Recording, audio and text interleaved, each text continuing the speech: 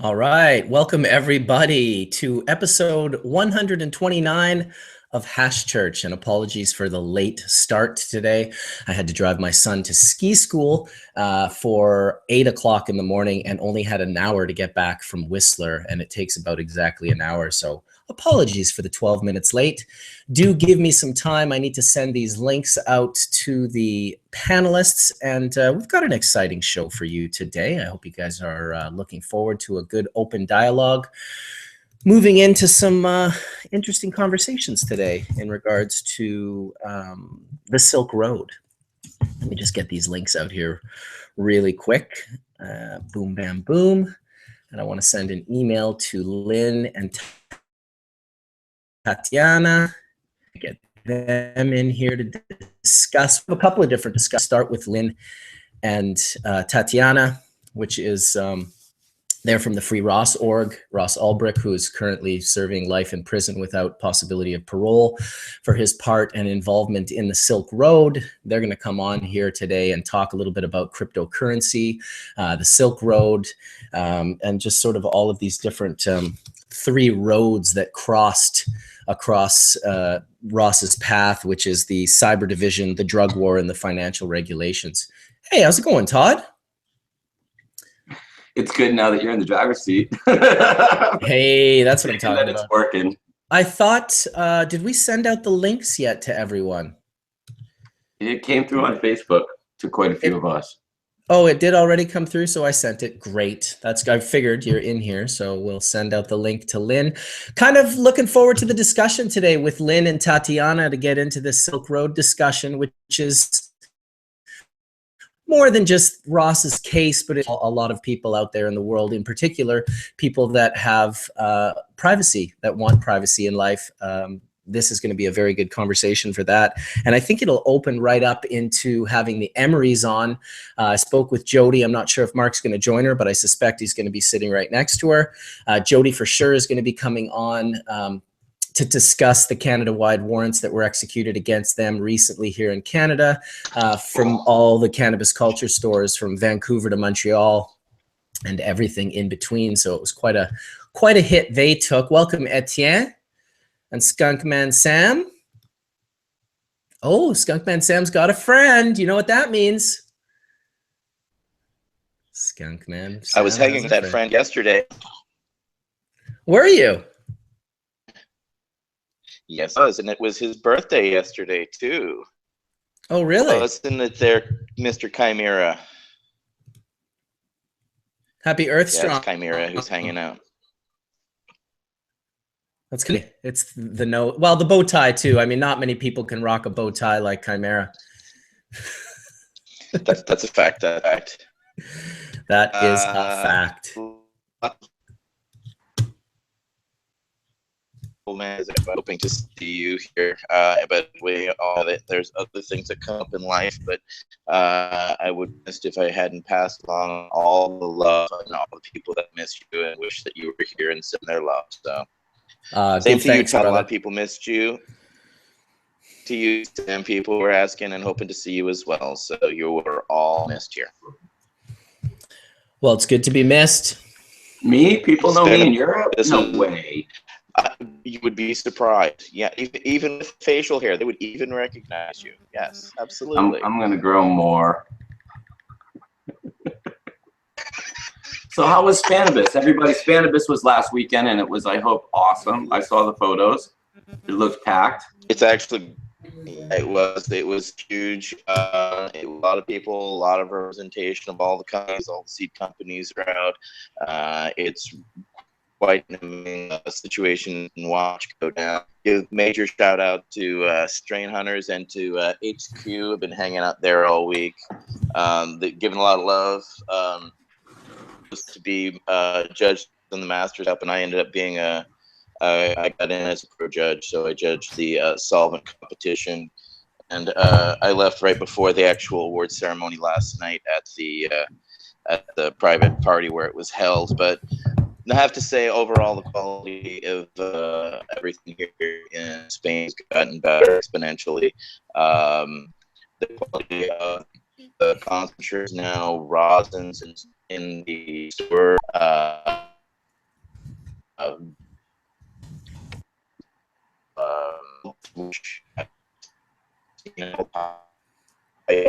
in that year's time when we were last here, it was good. And they're going to be continuing that trend from that was going on in Spanish. Yeah, there's a beautiful picture right there. I posted it on my Facebook as well as Instagram of Franco that this artist did. Put the picture up there. It was a dark over this year's span, the essence of Hey, Etienne, you're coming in really choppy, bud. You're coming in really choppy. I'm not sure if anyone else is feeling that, but apparently the people in the chat room are saying you're coming in like a robot. Yeah, it sounds pretty robotic. Yeah, it's the same for me. Happy birthday, Chimera. Yeah, Same for me too. a few days ago. Thank you. I appreciate it. On the belated. Yeah, it's good to be belated. Exactly. You're probably stoned. No, it was crazy, dude. I haven't been in like 5 years, and it's grown so much. It's Yeah. It's grown and grown and grown.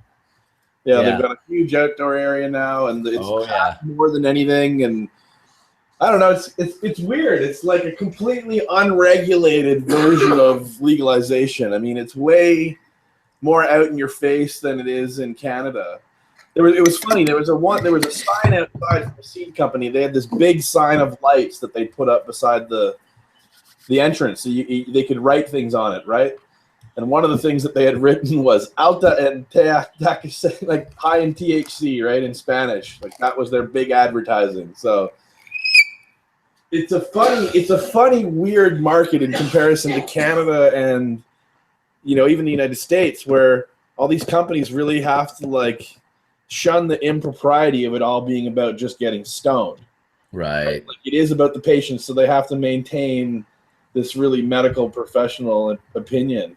Whereas Spain's just really gone for it. Even though it's not regulated, they're still allowing them to get away with so much that's just grown and grown and grown in the last 5 years. They got good labs. They got lots of seed companies doing stuff down there. There's tons and tons of new associations. There's sunshine. Yeah, sunshine, good food, tapas. Oh, dude, trust me. After going to the Cannabis Cup in Amsterdam for 20 plus years, I mean, I'd started going to the Spanish one in, I think 2 or 3 was the first. And I can't remember if they called it Spanavis or if they called it La Fiera something. And then it turned into Spannabis. But it's been on for a long time. And definitely in the last 3 to 5 years, everything's just been getting better and better and better in regards to the genetics and the cultivars, the concentrates that people are producing with those cultivars and the knowledge that people are sharing.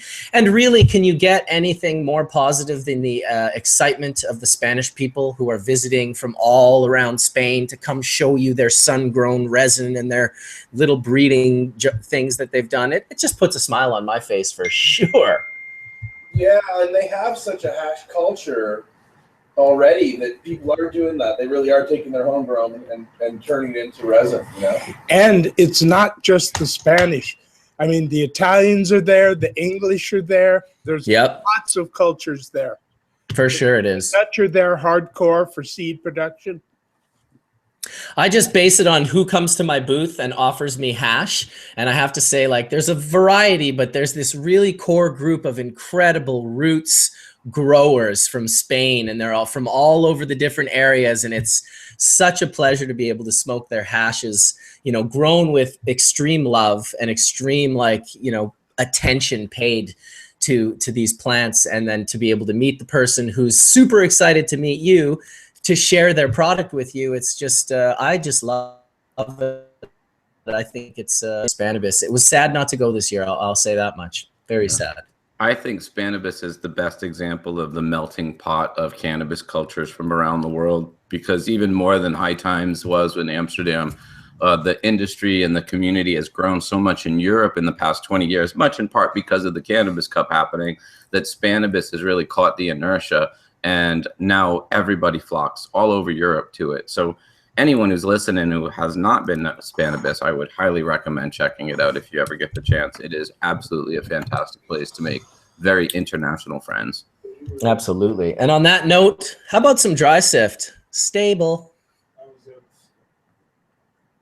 That's the good stuff right there. 20 grams of full melt, clear dome, 99.999% dry sift.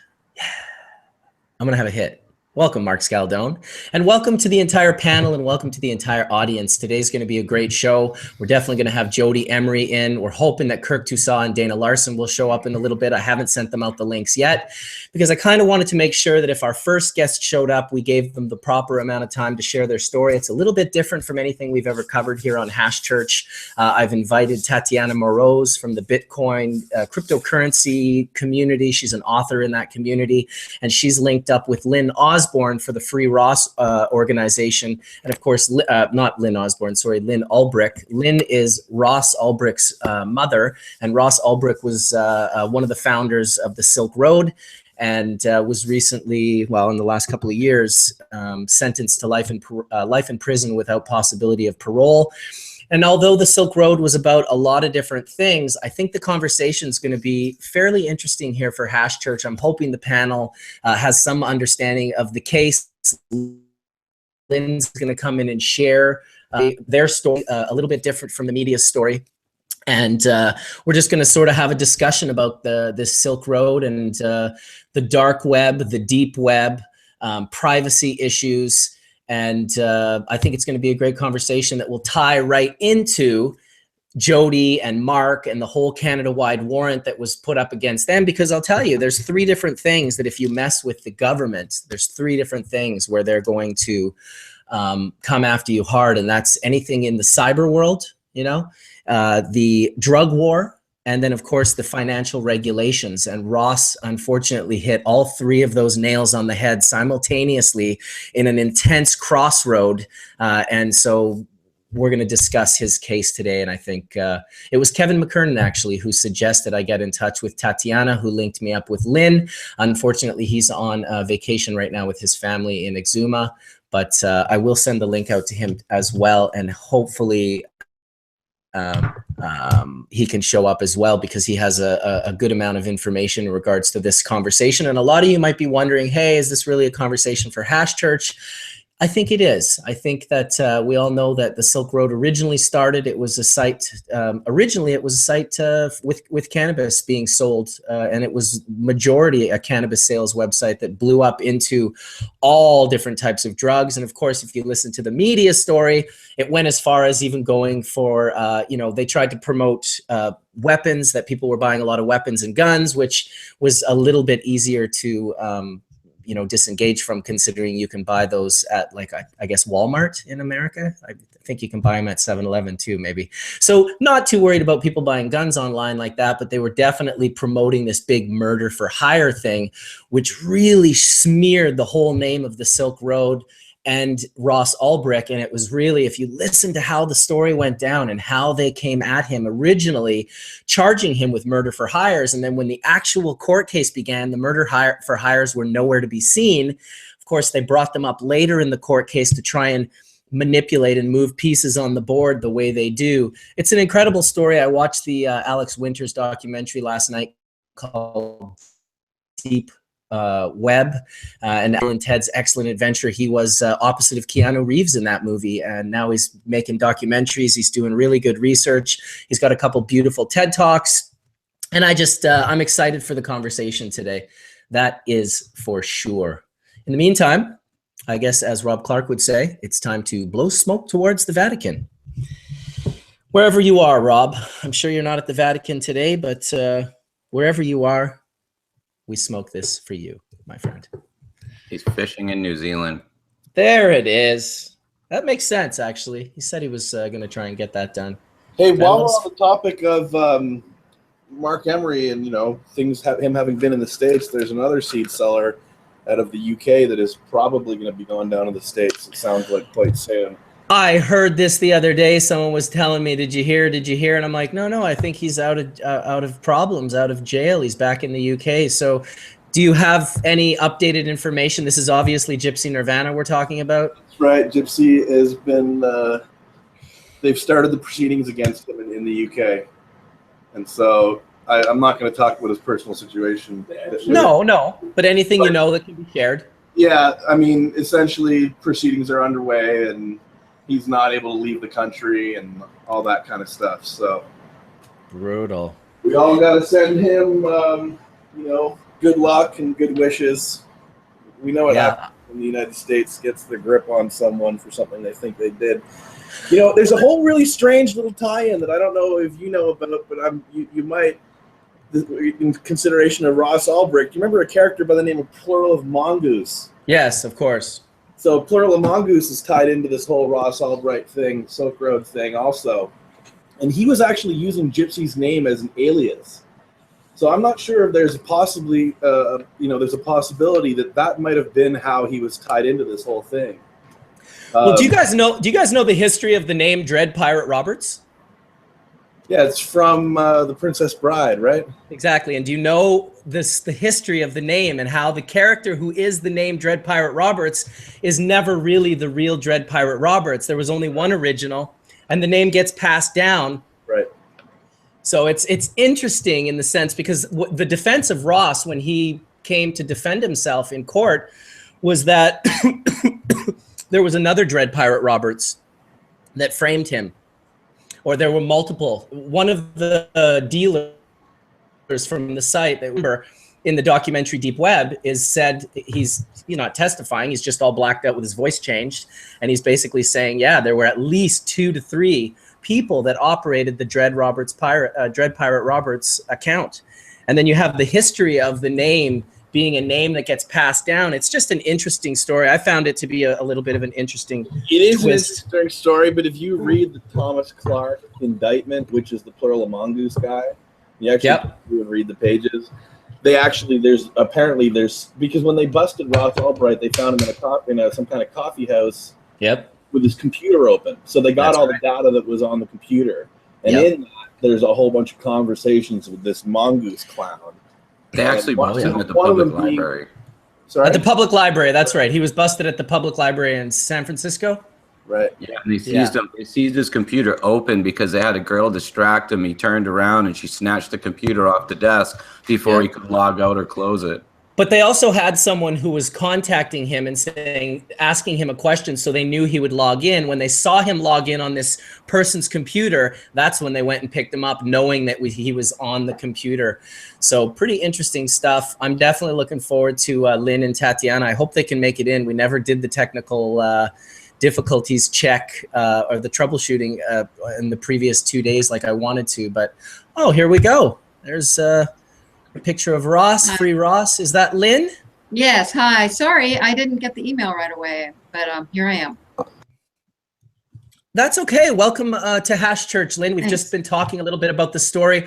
Bear with us too, because we don't want to offend by saying anything that is like a media lie that we might not know is a media lie. We know what we know. I have a great deal of obvious respect as a parent for what you're doing for your son. Both your husband and yourself are, I watched the Deep Web yesterday, the documentary, and I felt like doing my homework was a pretty important part for the show. I sent it out to some other people and watched a documentary by Alex Winter talking about sort of the issues that are at stake here for this Deep Web conversation. And I have to admit, I was very ignorant to the Deep Web. I had no idea, first of all, that the Deep Web was many thousands of times larger than the internet. I was completely ignorant to that.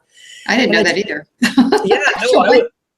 When they were showing the internet as the tip of an iceberg, 4%, and then the 96% was underneath, and all of this information that is not in this Deep Web. So it's at first the Deep Web, I'll admit, to me, as well as the dark web, it just had these connotations of, oh yeah, that's the propaganda that they want you to believe, basically, much the way, for this group, the reason I felt like this conversation would be well achieved here in the room is because most of the people, all of the people who are in the room right now, we've been fighting our own fight for the last 20 to 25 years. Some people have been imprisoned for it.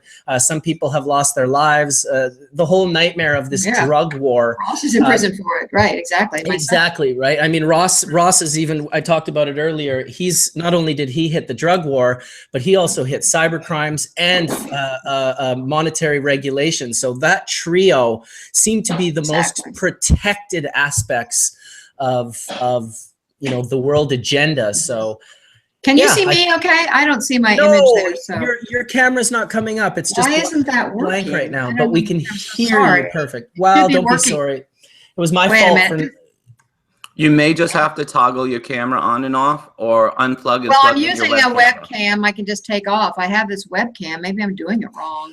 You might have to go Because into I the should be- settings. Oh, Sometimes that's probably right. I'm so sorry. I should have There's a done little this. gear that you can click Yeah, I see on the the screen, gear. and then it'll choose which camera and mic and everything you're using. Okay. Gear on the. Oh, so sorry. Are we on the air now? Because yeah, we're live, but don't I'm just feel gonna bad at pull it all. out. I'm just We've done this so many times. I'm telling you, and often that's you why should see me. Hey, Kirk, will you help me? My husband. I'll get him over here. I don't understand why it's not. I'll tell you working. what. We'll put Kirk, you this on isn't mute. showing We'll my put you on- picture. We'll put you on mute. Mike. You and Kirk figure it out, and we're here patiently waiting. You know what? I'll just use my computer camera. I've got this other. I'll just use that. It should automatically work. So let me just do that. All right, I'll just hit up Tatiana right now to let her know that we are in here. I also wanted to let you know, Lyn, that we also have the Emerys coming in later today, Mark and Jody Emery. I'm not sure if Mark's going to be in. I spoke with Jody. There are a couple of cannabis activists here in Canada that have been really pushing the envelope. Mark, of course, was made the world news when the DEA decided they would avoid all sovereignty laws and come into Canada and police one of our citizens. Actually, 3 of them, the BC, Michelle Rainey and Mark Emery, were all picked up by the DEA, indicted, and they wanted to send them down to the US for life in prison. It was a very scary time for them.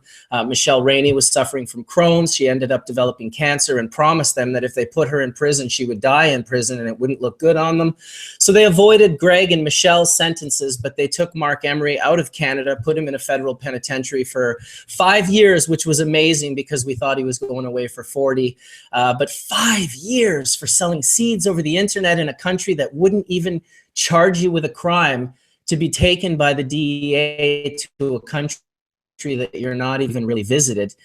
So I think the conversation, if we start with you and get into this Ross situation and get into the sort of, the ramifications of what all this really means, because it's more than just, oh, they put him in jail, he's going to rot there for the rest of his life. It's much deeper than that, isn't it? Oh, there you are. I see you now, except now there's no audio. Now we've got no audio. Let me see. Let's see if your settings, you might have to pick that the default speaker. Oh, here we. Can you guys hear me now? I'm just going to change my mic as well. Can you hear me, Todd? Yep, Much better, Yeah, probably. I can hear you. Yep. Can hear you fine. But I can't hear you, Todd. Now you can't guys hear hear me each right other? now? No? I can hear you, Todd. Okay, I got it. Okay. Technical times. difficulties. I can hear you guys now. I think. We still can't Hello? hear Mom over here. She's having a hard time. She might have to select on the gear on the screen that you're It's in, not gonna and be good then if I can't select hear. the microphone it picks up, because it might have changed when you turned your camera. Oh, now she's muted. Hold on. Unmute. Yep. Nope. Still for some reason. This is incredible. I absolutely can't hear anyone. You can't hear anyone? We can hear you, Mark. Yeah, I can hear you, Mark. How about like now? I can hear ATN. No? Scaldone, good morning. Can you say anything? Hello, hello, hello. Okay. I'm like, Thank hello, you, hello, guys. hello. I'm good. I fixed it. I'm so sorry. Is Lyn available? We can't hear Lyn yet, though.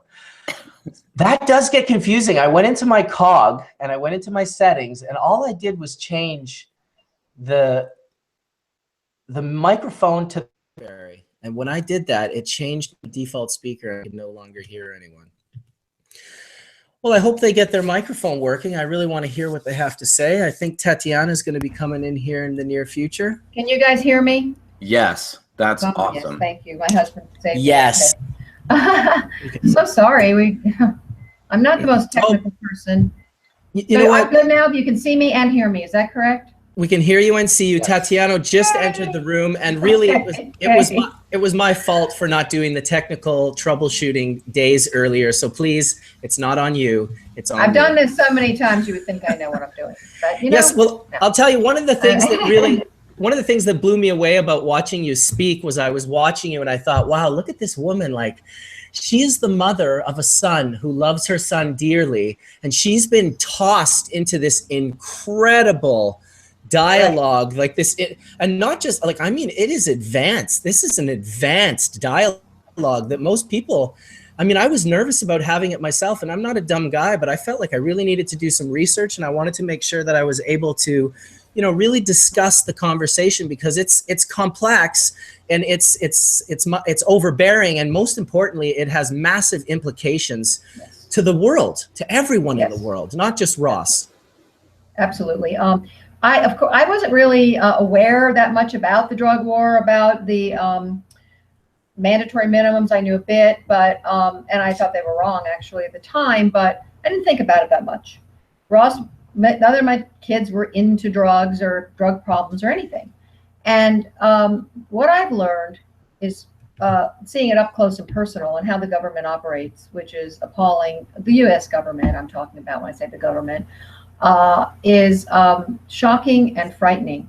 And the fact that you were referring to people who they went after, the EA went after into another country, and they're doing it right now to Gary Davis in Ireland. I don't even understand what authority the United States has and the Southern District of New York has to go to and do this. I'm really not clear on that. It seems pretty overreaching to me. But well, you know, the authority is the force, Lyn. Right. And if you look at in that, yeah, and what was Ross trying to do even in the early days?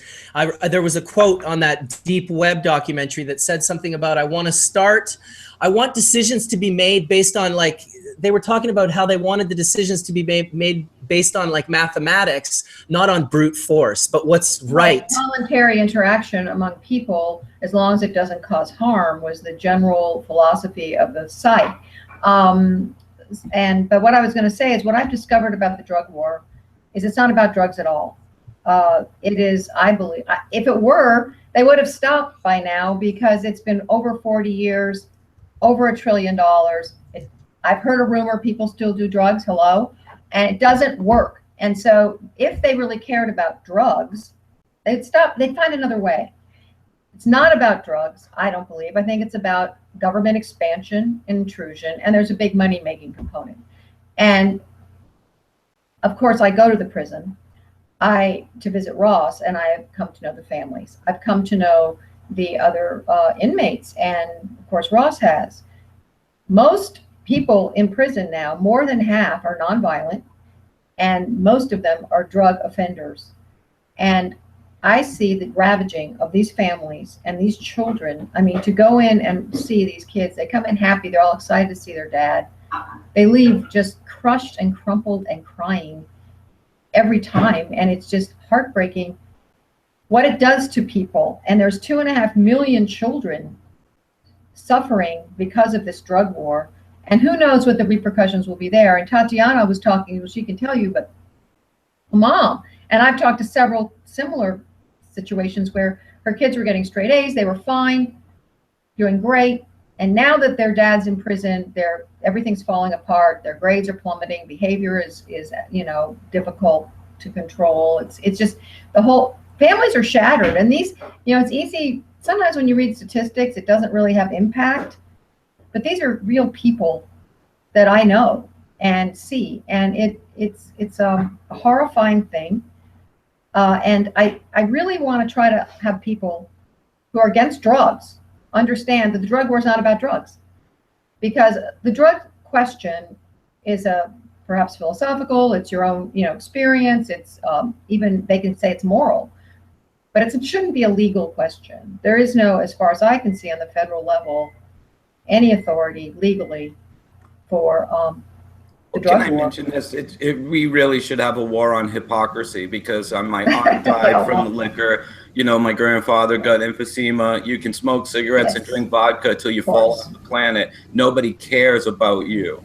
And, for the government to intercede in us and say, we're going to protect you from a joint or protect you from some LSD is so disingenuous on so many levels that it's overtly about something else. And Nixon very, very soundly started the drug war to go after people that were speaking out against his doctrine. And they couldn't bust the hippies for free speech, but they could bust them for a little bit of the drugs that they were doing. And they could take him in on that. And I mean, marijuana, for instance, has always been based on racism.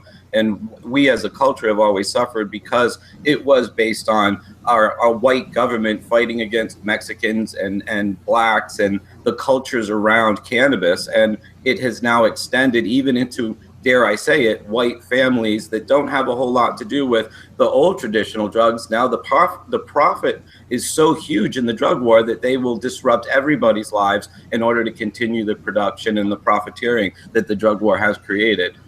You know, something I would love to not get lost here is the original agents that went after your son were also prosecuted. The DEA agent and the Secret Service agent. I believe they stole over $1 million worth of Bitcoin.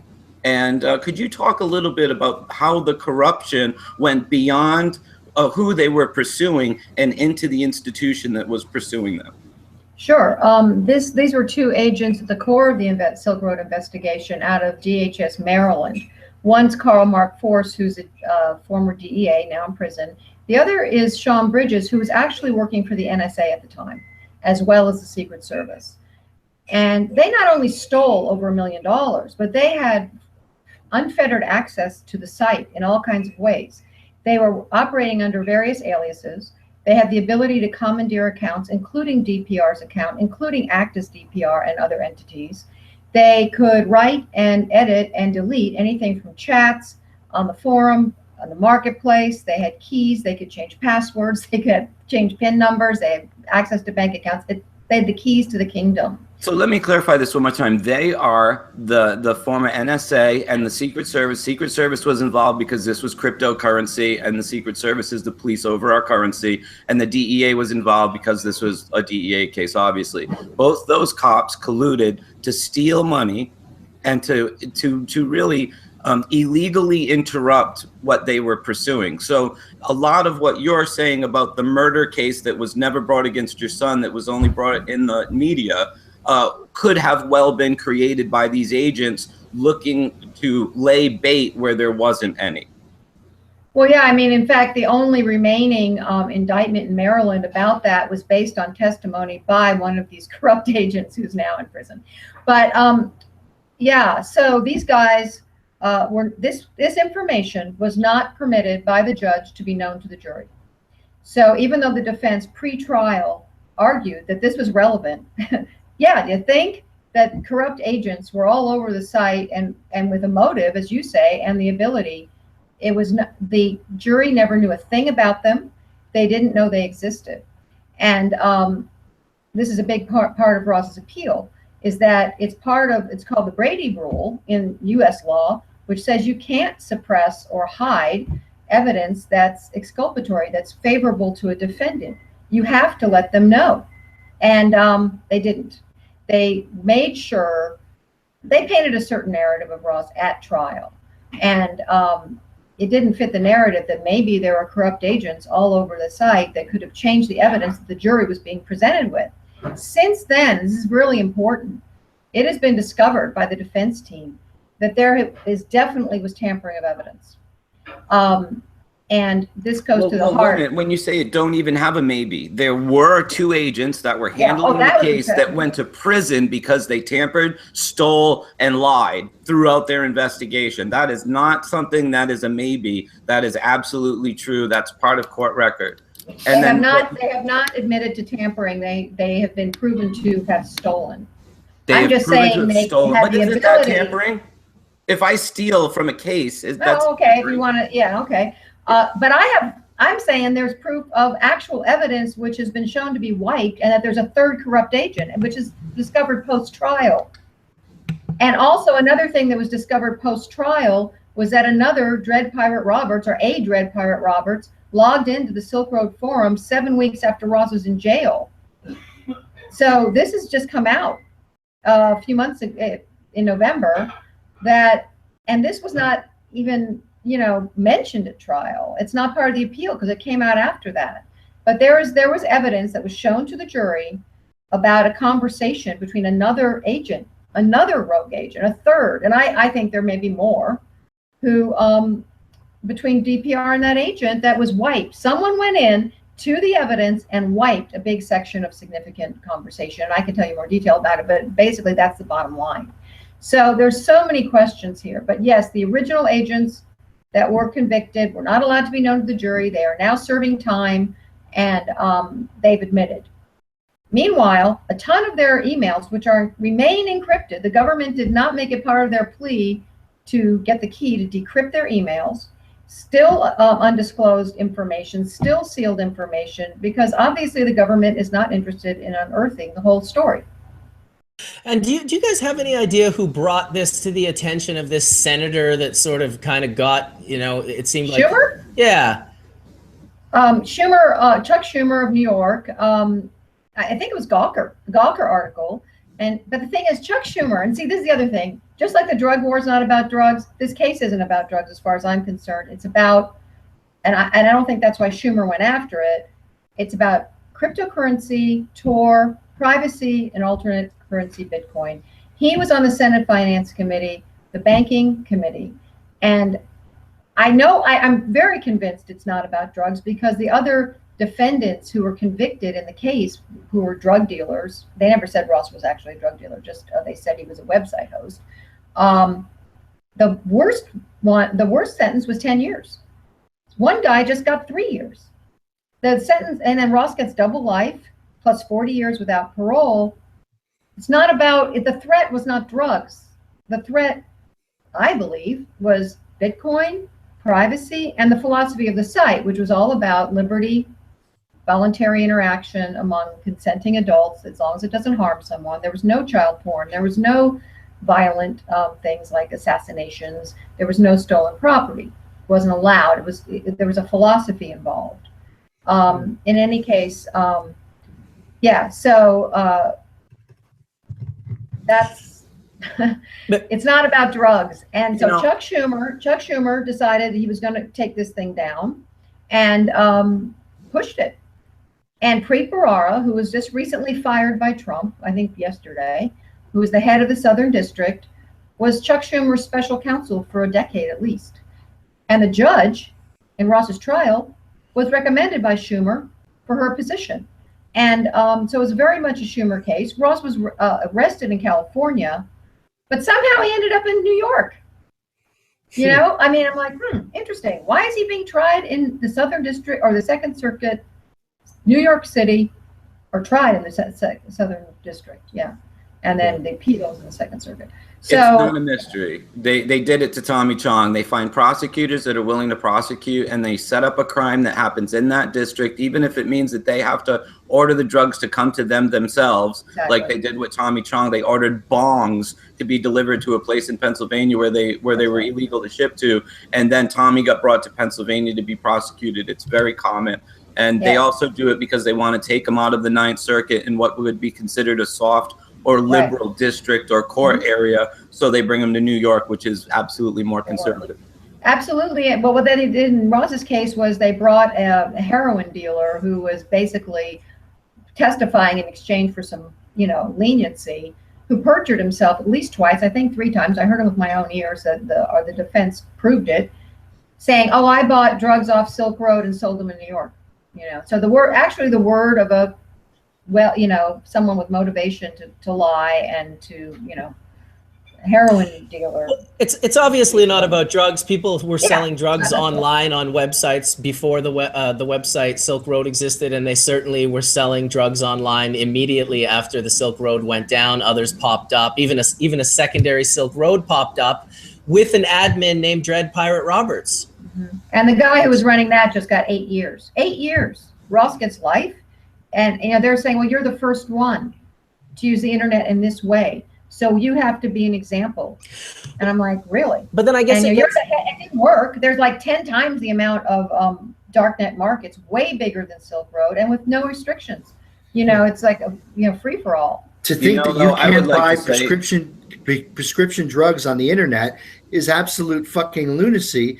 I get advertisements and junk mail all the time telling me, buy your drugs here, buy your drugs here. There is constantly $1 billion trade of pharmaceuticals on the internet, which makes this whole thing just come unraveled, because when a town of 392 in West Virginia over a 2-year period get 9 million Oxycontin delivered to them, That's where the DEA should be focusing their effort, is solving these problems in rural America, which are being decimated by not the Silk Road. They're being decimated by pharmaceutical companies and manufacturers and distributors and deliverers and all legitimate businesses that are making a ton of money on poisoning America's youth in rural America, like places like West Virginia. It's sick. I want to take this opportunity to welcome Tatiana Moroz into the room. She is, I guess, I don't want to introduce you the wrong way, but I guess the way Kevin introduced me to you was that you were an author in the Bitcoin and cryptocurrency community, and I guess you probably are much more than that. So I just wanted to sort of let you be a part of this conversation as well, Tatiana. Oh, is she there? Or did we lose her?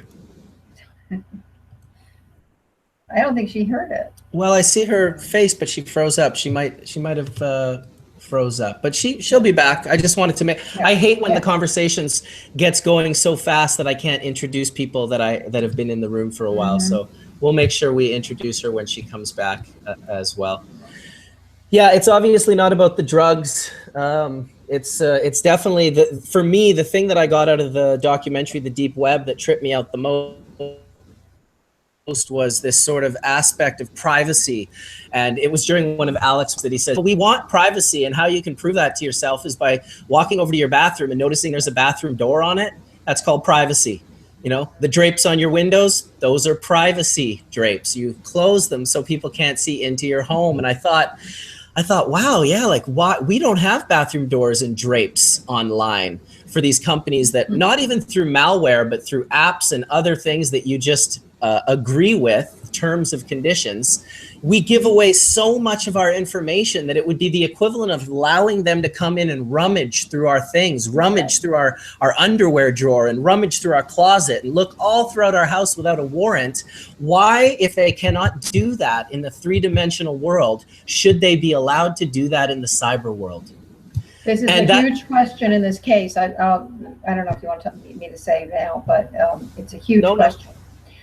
In the appeal, go ahead. Well, it just leads to how they found the server. That, and also Ross's laptop. And what they're saying is, okay, it doesn't search and seizure. Well, the Fourth Amendment's been under assault of the drug war for years, right? But in this particular case, and it's a big part of the appeal, is that they're saying basically what happened was they used general warrants to seize Ross's laptop and Gmail and Facebook accounts. And general warrants are what the American Revolution partly was fought over. It's why they wrote the Fourth Amendment, because it has a particularity requirement, which means, like you say, you can't go rummaging from attic to basement through somebody's house to see what you can find. But they basically did that with Ross's digital house. They had general warrants, and it's being argued, including by Electronic Frontier Foundation in our appeal, that this is unconstitutional. And the government's response is, well, yeah, but it's not a physical file cabinet with actual paper. You know, the founding fathers forgot to say digital in that amendment. And so it's because it's digital, because it's a laptop, it's not protected. So they're basically saying we give up our right to privacy because we use laptops or computers or phones instead of actual physical paper. And this is a big question. And then they said, well, and even if the warrants are fine, but even if they aren't, we did it in good faith. And they're using this good faith argument to expand their ability to intrude and saying, well, even if the warrants aren't proper, it was good faith. We meant well. I guess that's what it means. I mean, it's like, really? And so the Fourth Amendment is it's very vulnerable right now. It's being decided in the U.S. courts a lot. And a lot of the courts are upholding this good faith argument. And so, you know, it's absurd. Of course, it should be protected like any. In fact, a laptop's a file cabinet on steroids. It's got a whole lot more than a physical file cabinet and connections to everything and all your privacy. So is a smartphone. Any of it's, they're all computers. Yeah, it's smartphone, or I should say computer. The other thing they said in the papers in Ross's case is anyone who uses Tor has criminal intent. This is expanding the criminal umbrella tremendously, because dissidents use it, journalists use it, regular people who want privacy use it, and you know the whole argument. That's just it. Go ahead. Well, I said the argument of, well, I have nothing to hide, so it shouldn't bother me. Well, like the bathroom door. Do you have anything to hide? We all know what you're doing in there. Is that a problem? Why leave it open? You know, it's our right. And of course, the slippery slope, you know, hugely threatening. You know, so well, anybody listening, I think, is naive to think they have any reasonable expectations to digital privacy. You know, anyone who thinks that they're really PGP and encryption is going to work is wrong, and they're eventually going to be found out, because anyone that understands this or been into computers, I've been into computers since the early 80s, understands that, you know, the internet was brought to you by the government. The CIA brought you a lot of the cryptography you use today. It doesn't work. I mean, they all have backdoors to this, which is how they can't tell us how they find these things, because it would be telling us how they're finding us.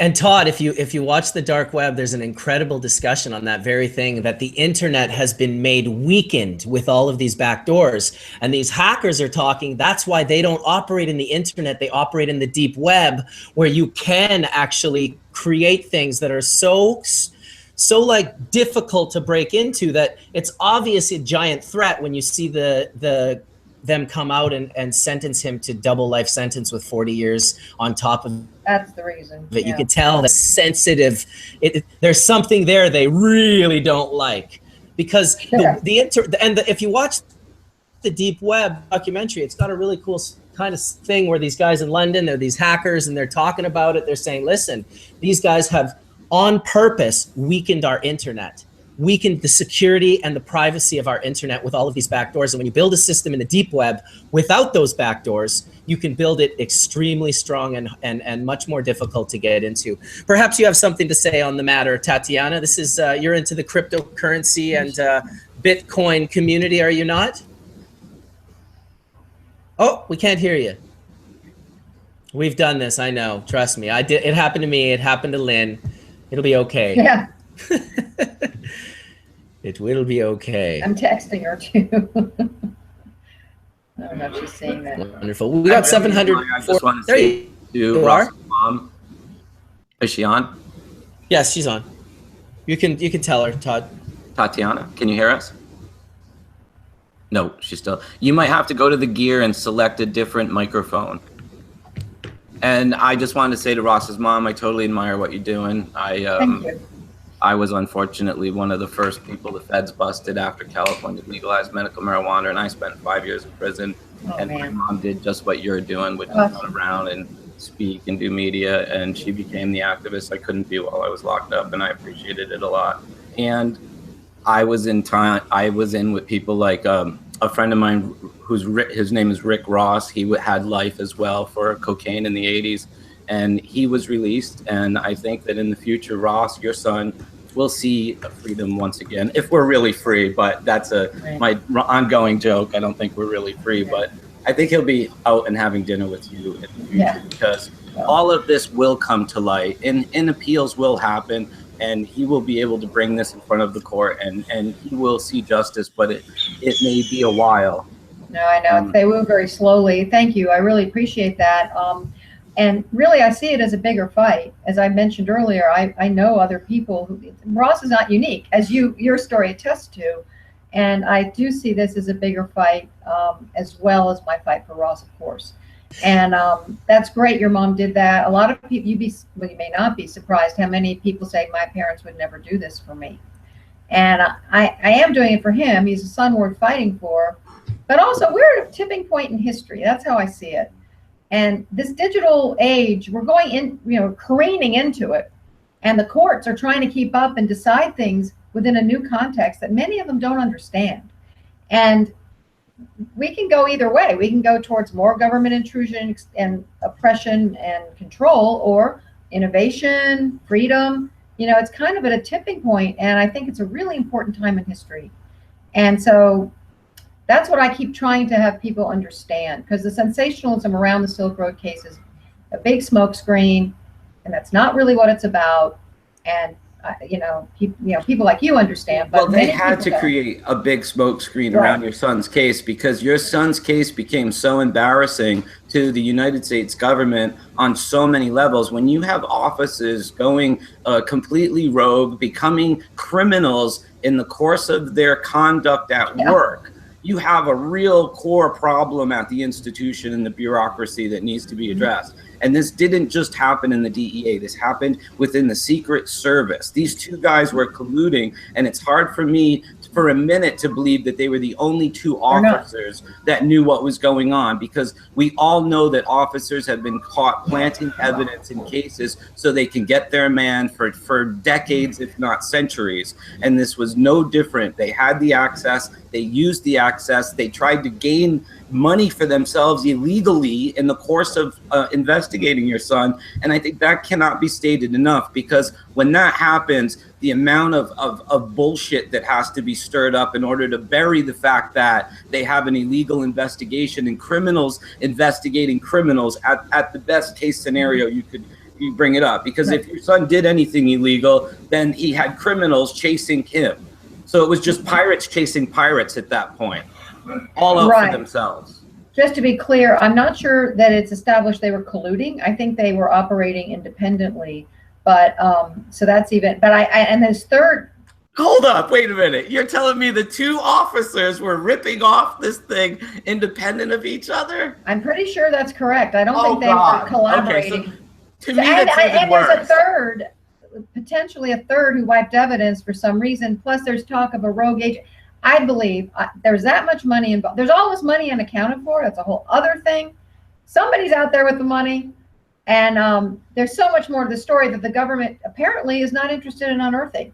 One of the things that brought down alcohol prohibition was 3 out of 4 federal agents were corrupt at the time they were repealing the 18th Amendment. So this is another scenario where we're seeing this just all over again. Oh, that's really interesting. Another thing about the amendment for alcohol is that they never got an amendment for drug prohibition. They had to get an amendment for alcohol. There is no, as far as I know, any authority at the federal level, certainly, for drug prohibition at all. Not to sound crazy, but marijuana was not included initially in the Harrison Narcotic Act because it wasn't refined, distilled, or manufactured. And I believe that marijuana prohibition, or the taxation against its use, has been illegal from jump, and they've known it, and we've just ignorantly complied with it because we didn't know better. I know it sounds crazy. Not really. The other thing is, what I learned, and tell me if I'm wrong, is that the global agenda of the drug war was instigated in the 60s by the UN. And the fact that marijuana is a Schedule 1 is a UN, a Class 1, I mean, is a UN classification. The Controlled Substances Act came under Nixon, and it came under the fact that Timothy Leary, the guy that's well renowned for LSD, got caught with marijuana coming in from Mexico. His case went before the Supreme Court, and he won. And you can look this up. And at the moment he did that, he made marijuana prohibition a thing of the past. And the way Nixon responded was by creating the Drug Enforcement Administration, which he crowned in 1971 and 2, and then the Controlled Substances Act, which rolled out at the same time. It was never amended or affirmed by Congress, and everybody listening can look it up. It has just been a floater. And they've just run all over our rights since the early 70s, going after the drugs they don't do. Yeah, right, exactly. And basically they are saying that anything that they don't authorize, they have the right to go after, just if they want to. They give themselves authority. This is a very, very dangerous thing, as obviously. It's totally un-American. And I feel like people who, there's so many people, look, the argument can be for drugs, against drugs, don't use them, whatever. That's not really the real important issue here. It's totalitarianism and using these ways to go closer and closer to the government deciding what they're going to criminalize and put people in cages for. And it's not a very big step to political cases, which I believe Ross's is, and using drugs as an excuse. And interesting, in his trial, you know, there are many legal things sold on Silk Road. It was totally voluntary, of course, all that stuff. Nothing was allowed to be mentioned at trial to the jury except drugs. The judge said, I don't want anything else that was sold on Silk Road mentioned.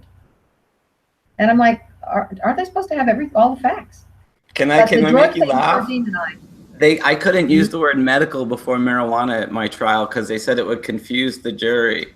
Yeah, well, we never want to confuse the jury, right? We wouldn't want to do that by giving them you know, the terminology, the way they go about it is unbelievable. And you never would think that going into it, you wouldn't be able to present the whole truth and nothing but the truth. But that's exactly what happens. A very limited element of reality and truth gets presented and you get railroaded. And your son was obviously a political football in a time where they were trying to get a rein on this. And they can't. And that's the real reality. They haven't.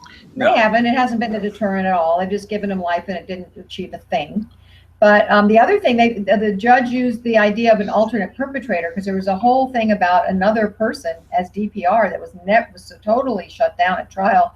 The jury was told to forget they heard anything about an agent testifying about it because she didn't want to confuse the jury with an alternate perpetrator theory. And I'm like, wait a second. If someone else was Judge Roberts and running this thing, why would that be confusing the jury? You know, same thing. Yeah, it's like, oh, we wouldn't want your defense to confuse the jury, so we'd like for you not to use your defense if you don't mind. Well, not if you don't mind. You better not. It's unbelievable, really. I mean, it's already like all the things that are taken into play. And I got the feeling, too, that judge was just like a soulless person that was like, hey, we're going to need you to do some soulless work over here. Well, like I said, she was recommended by Chuck Schumer, who had a big interest in the case. Draw your own conclusions.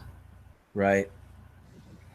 But yeah, I'm not going to disagree with your comment at all. You know, one of the things your husband said in the documentary really broke my heart, and it was, you know, he said, we're in these rooms very tightly packed where people get to see their family member for 1 hour a week. There's 150 of us in there, and we are no longer the race and the color and the belief systems, but we are 150 people whose hearts are breaking. And I just, whew. I know, because, you know, I know that there's a whole racial component, but when you're actually there, we're just together in the same boat. We help each other. There's it's all individuals who are, like you say, whose hearts are breaking. We feel for each other. We help each other.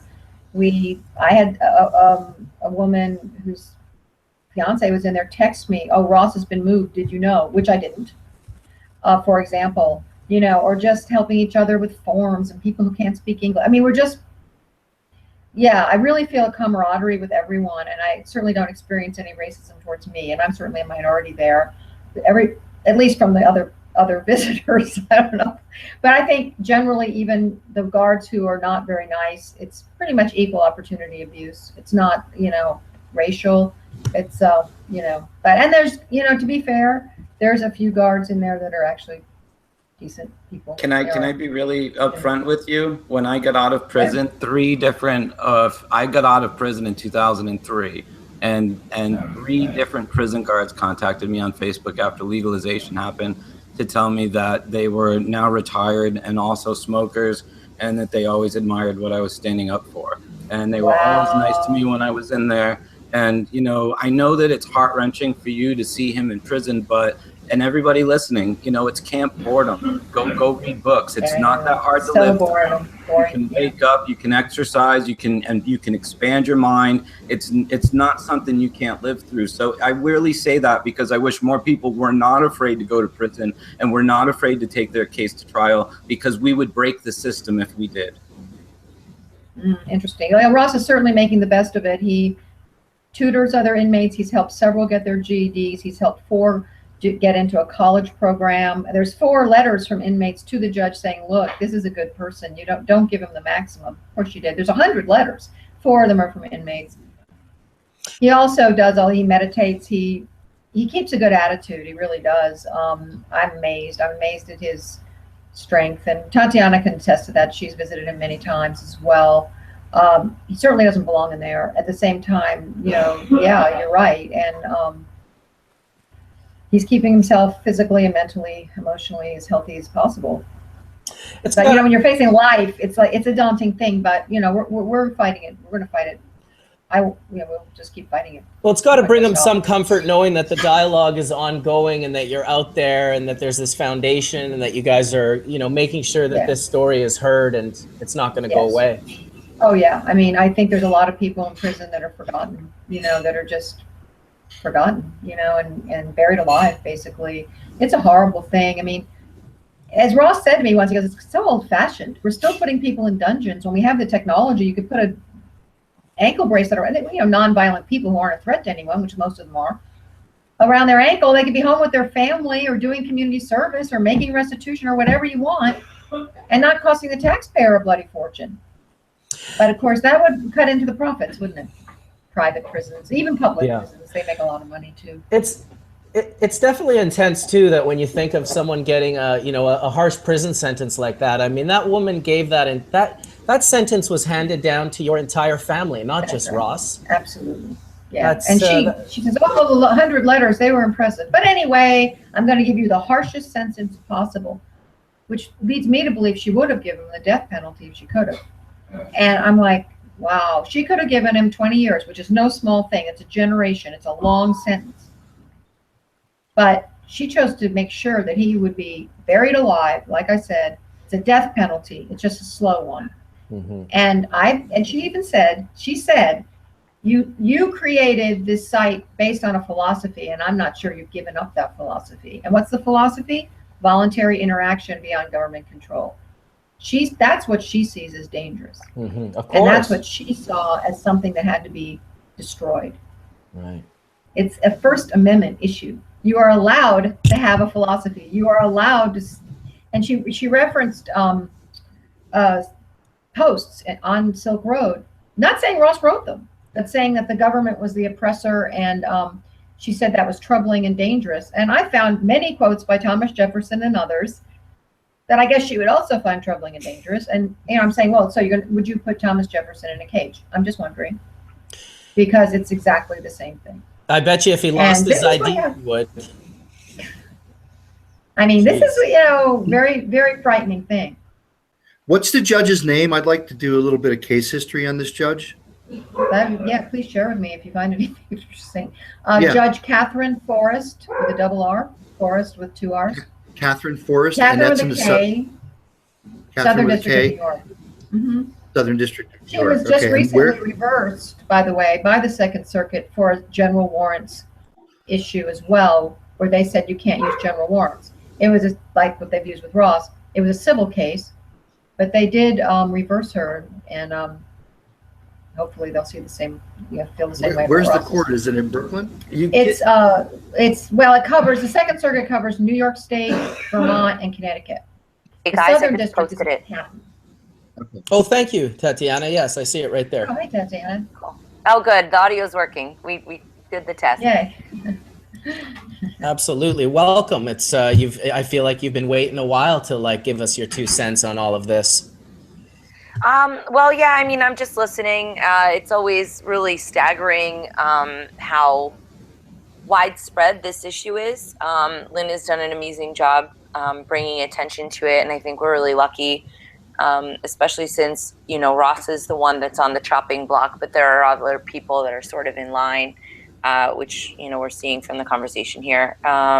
So I'm just happy to be a part of it. I've infused a lot of what I've learned about Ross and about his situation into my music. There's a song called the Silk Road that I wrote before I even met Ross. And my album that I'm putting out is, Ross is a very good artist, and I've drawn him little pictures before and stuff like that. So for my birthday, he drew a picture of me, and I decided to make that the album cover because I think it's a really good way to sort of push the envelope and force people to talk about it. And it's something that maybe people, I think, are ready. It's a little bit more of a bipartisan issue. I think that both sides of the aisle are seeing that the drug war is a failure and that this is causing much more long-term damage. And I hope that through music, I'm able to help bring awareness to Ross's case especially, but also the larger implications of the drug war on families all around the world. Can you show an image of the CD? Is that possible? You know what I can do? I can show you guys the actual picture. You want to hold on? Hold on. Absolutely. Okay. Yeah, the song that Tatiana wrote is really beautiful, and she's using her music to, you know, as activism, which, you know, That's a lot great. of music seems like currently is not particularly, you know, when I grew up in the 60s and 70s, that was what music, a lot of the music was all about, and it did bring on change. Well, Michael Franti is someone who's been writing about his activism for the last, I don't even know how long. I knew it was on the tip of Todd's tongue because Michael's good friends with Todd. I'll let him tell you about it. I'll just say you should. I can send you some links. Michael is someone that you would admire. He's a political activist, and he does his work through music. He spreads love. He's my favorite activist, I think. Who? Oh, nice. Michael Franti. Yeah, yeah, you'll appreciate him. His music ranges the whole spectrum of music. Okay, cool. What's his name? Franti with a F-R-O? Oh, there it is. Perfect. Okay, so I don't know if you guys are going to be able to see this because the CD cover isn't printed yet. But this is the artwork that Ross drew. Pull it back a little. Yeah, kind of pull it back a little. Yeah. Yeah. Okay, yeah. So, I mean, as you can see, it's very, very light because of the quality of the pencils that they have in prison. They're not very good, but it's extremely detailed, and I think it's a very nice likeness. So when the album will be out, people can get it as a poster and support the family. And yeah, I mean, we're just getting the word out, I guess. And hopefully this is something that other artists can sort of get behind as well, because I think that, you know, with the drug war, it's the government sort of controls the narrative, but you know, if we have culture speaking out about it, just like in the 60s and 70s, you know, that's how things got done through sort of bullying the government through civil action. And that's sort of been lost a little bit these days, but I think that we can push that envelope and hopefully, you know, get people to see that all these drug people are not, you know, monsters. They're either people with problems or people in poverty. I mean, either way, no matter what you think about the drug war or drug use or something, what's happening to them is completely ridiculous. It's way beyond. The long-term effects are just devastating, far beyond, you know, just the active use of marijuana or whatever drugs people are into.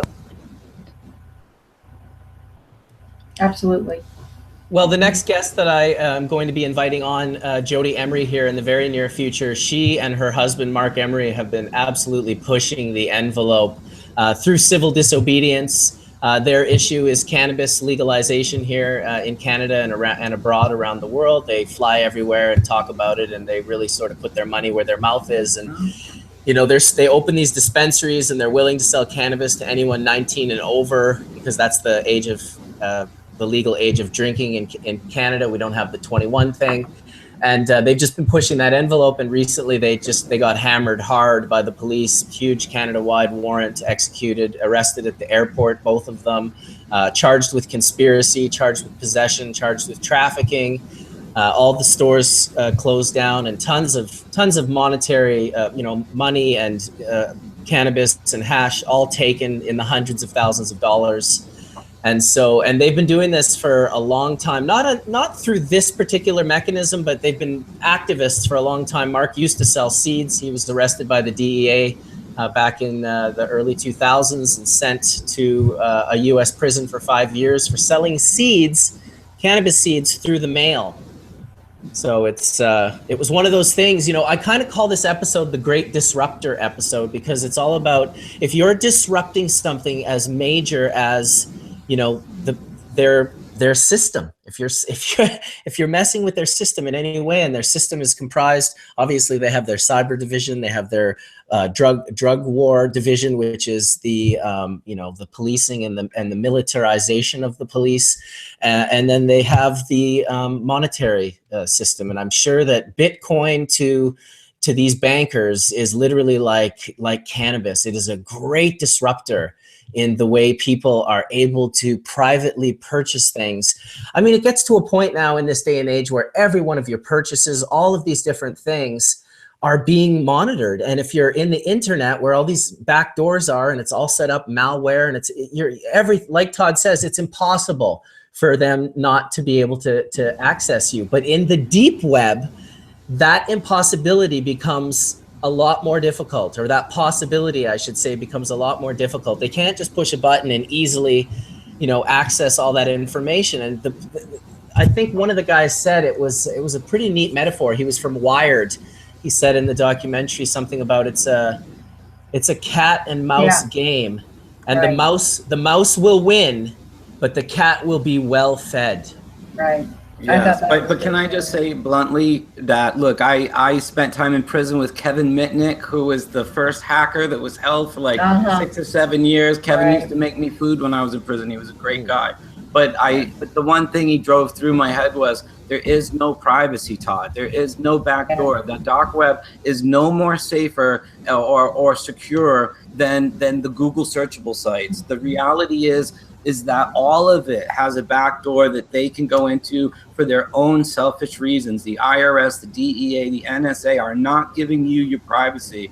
They don't have to. It wasn't written into the Constitution. They will use every excuse to beat brow around whatever laws you think apply, and that's what we're dealing with. And anyone who takes the time to visit a prison or go through the internet and read what is available to you will see that they've trampled our rights for decades. They're going to continue to do that, and you have no digital privacy.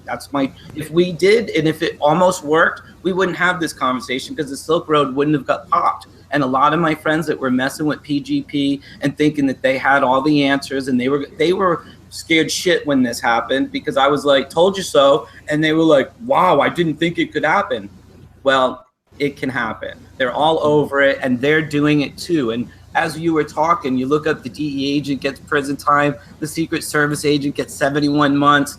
They're all doing the same thing, and they're getting caught as well. Yeah. Well, it's a crazy system. There's no doubt about that. It's not crazy if you're expanding your power and you're making, huge amounts of money and using people as the product, because it's feeding the criminal, the mass incarceration in the United States. And, that's a whole other subject. But I would propose that that's human trafficking. When you're making money off of human beings, and when, the prison unions and the private prisons are lobbying Washington against legalization, for example, because it'll cut down on inventory, frankly, and the inventory being human beings. How is that not human trafficking? How is that, it's so abhorrent. You're the first person to say it, but I agree with what you're saying. I refused to work at Unicor when I was in federal prison, because they pay you pennies and they want you to work and everything. And I was like, I did not get sentenced to labor. I'm going to sit here and read books till you got to release me. You can't force me. And I went to the hole over it. I had spent time in solitary confinement because I wouldn't. That's what I heard. Wouldn't comply. No, if you won't work, you go to solitary. I was like, screw it. Whoa. Bring me to solitary. I heard that I spent a lot of time in solitary, unfortunately. That's rough. Yeah, Bob Murphy wrote a piece about that, actually. Bob Murphy, the Economist, because I asked him, is that willing labor? And the conclusion was no, because you don't have a choice. You do. Yep. No, you do. You do, but you go to the hole. But right. But that's a choice too. Yes. Yeah. Hey, guess what? Not much. Not much of a choice. Well, Ice Cube called them concrete slave ships, the prisons, in one of his songs. And it's, I don't think it's too far off. With 2 million prisoners, that's a serious workforce, 8-10-hour days, pennies a day. And, the sickness is that not only do they pay you pennies a day, but then they will go and charge you for commissaries, like the chips and the Cokes and the cigarettes and stuff, and pay like outrageous prices of your pennies earned and give it all back to them for a Coke. Dude, a package of ramen soup, $2. A little 20-cent package of soup, $2 at the commissary. Right. And then they pay you 15 cents an hour at Unicor. Yeah, there's a scam there. Yeah, no, there's all kinds of ways they're making money, including telephone calls, including, and just the taxes alone. There's a huge, it's not just the labor and what you're paid. It's the whole industrial prison industrial complex, and they're very attached to it, and it's going to be tough to change.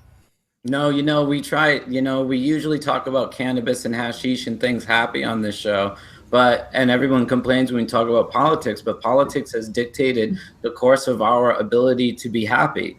And, you know, we can't grow flowers in our front yard, and yet we talk about America being free. I find it fucking humorous. Well, Go and it's plant also some hemp in your front yard and tell me how free this country is. Yeah, exactly. And it's a slippery, it's happening, it's accelerating. And yeah, it's not happy. It's not a happy topic. And yeah, it's kind of disturbing, but ignore it at your peril is what I would say. Ignore it at your peril. It's happening. Yeah. And people are suffering, and more will, and our rights will be eroded, and that's not very happy either. But yeah, it's frivolous not to say, oh, I only talk about happy stuff. Well, you know what? I want to say this because, you know, there's so much shit thrown at your son, you know, with the murder for hire and everything. And like when I'm sitting here reading this, you know, there's this little passage I want to read that was in the LA Times. It says, Force, which is the name of the cop that was going after him. Like, you couldn't make this up. Literally, Carl M. Force was the officer. But then it says, Force is the second law enforcement officer to be convicted of stealing Bitcoins during the Silk Road case. Former Secret Service agent Sean W. Bridges, 32, admitted this summer to stealing 20,000 Bitcoins and liquidating it into 820,000 through a Japanese currency exchange before depositing it into his personal account. They don't mention that he also was working for the NSA, because that didn't come out till later. I didn't find out till later. It was brought up in court. And that to me, that's not even mentioned. Well, you know what? Doesn't it make more sense though now? You just saw that wiki dump come out, and they said, you know, they dumped all this stuff about what they're doing. And now, you know, when you start looking at the, you know, NSA and DIA and all of what's going on, you see that it's a really thick, you know, the internet has been a wet dream. I've always thought Google and Facebook were completely CIA and FBI, because it gets everybody to, you know, fuel it with their own desire for likes and gratification, and they give up all their privacy, all facial recognition. They give up their friends' facial recognition. They tag every friend they can. That's right. They make it a field day for the people that are writing these programs and trying to collect data on citizens. Yeah, absolutely. And also, it's very convenient, you know, everything's synced, and you can, you know, it's all very convenient to be secure, or even try to be secure. It's pretty inconvenient, you know. You gotta. You can't be secure. Well, I know you can't be. Okay. Trying not to be hacked, at least. That's pretty inconvenient. We were hacked, so we put in all these places. That's different. But you know what? This is what's interesting is when you read about these DE agents, they were, if you want to call it hacking, they were hacking the Silk Road in a sense, pretending to be something they weren't, pretending to be other identities, making friendships that were false. And people have to realize this is happening in this dark web world that is completely full of bullshit, just like everywhere else, you know? So the people they were interacting with were actually DE agents sitting there figuring out, how can I steal Bitcoins? Yeah. And there's more. I know there's more. I said there was more, and now this third one's come out, and this tampering, there's more. And, but that, you know, like you were saying, they can get into PGP if they want. Well, there's numerous emails that this Carl Force and Sean Bridges had, that they go, oh, well, it's encrypted, we can't read it. I'm like, really? You can't read it? And you can't get the key from them? They don't want to read it. There's so much, they're still covering stuff up, as far as I believe. Yeah. Sure. This is the age of Edward Snowden. This is the age of the whistleblower, and the, you know, like, this system can't continue for another 100 years. Like, it's just, it just can't. It causes so much grief and anxiety and pain and misery, and it's just, it's an unbelievable situation that stripping, particularly coming from the country whose foundation is like freedom. Right. It's the craziest thing. It's terrible. It's been hijacked, and it's terrible. But you know, you're right. It's getting worse. I hope you're right. Crazies in office, and they have access to all of the tools we're freaking out about, and they're able to do whatever they want. They just like fire all of the attorneys that they don't like and hire new ones that they do like. I think Obama did that too, actually. I think they just do what they want, whoever's in there. But anyway, yeah. No, they do that every single time. If the incoming fires the outgoing, and vice versa. So. That's just not handled respectfully, but that's the reality that we face. And I agree, it definitely is escalating to a point where, thank you, all the panelists, for making people more aware. I think it's awful that you were forced into this activism, but thank you again for the activism that you've done, all of you, to bring to light this cryptocurrency and this whole reality that, look, I'm a legal cannabis dispensary, and that's why, again, I put the name Patience in Berkeley Patience Group. We made sure that so that court, the name Patience was in there because I saw Todd go through court and couldn't use medical marijuana. So each step is a succession of knowledge to help the next case. So hopefully there's been some knowledge once the more outline comes from the case, and you can hopefully get the justice that you hope to receive. Thank you. Yeah, I hope so. Yeah. I hope, and I hope you're right that it can't go on, but I'm not so sure that's true. That's what I fear. I think it's going to get worse. I said we're at a tipping point, and we gotta, we've got some choices to make and pressure to bring to bear. To who? Our government? Our federal government? We're going to go convince the guys that are robbing everybody right now? They're lying to the Senate and going, what?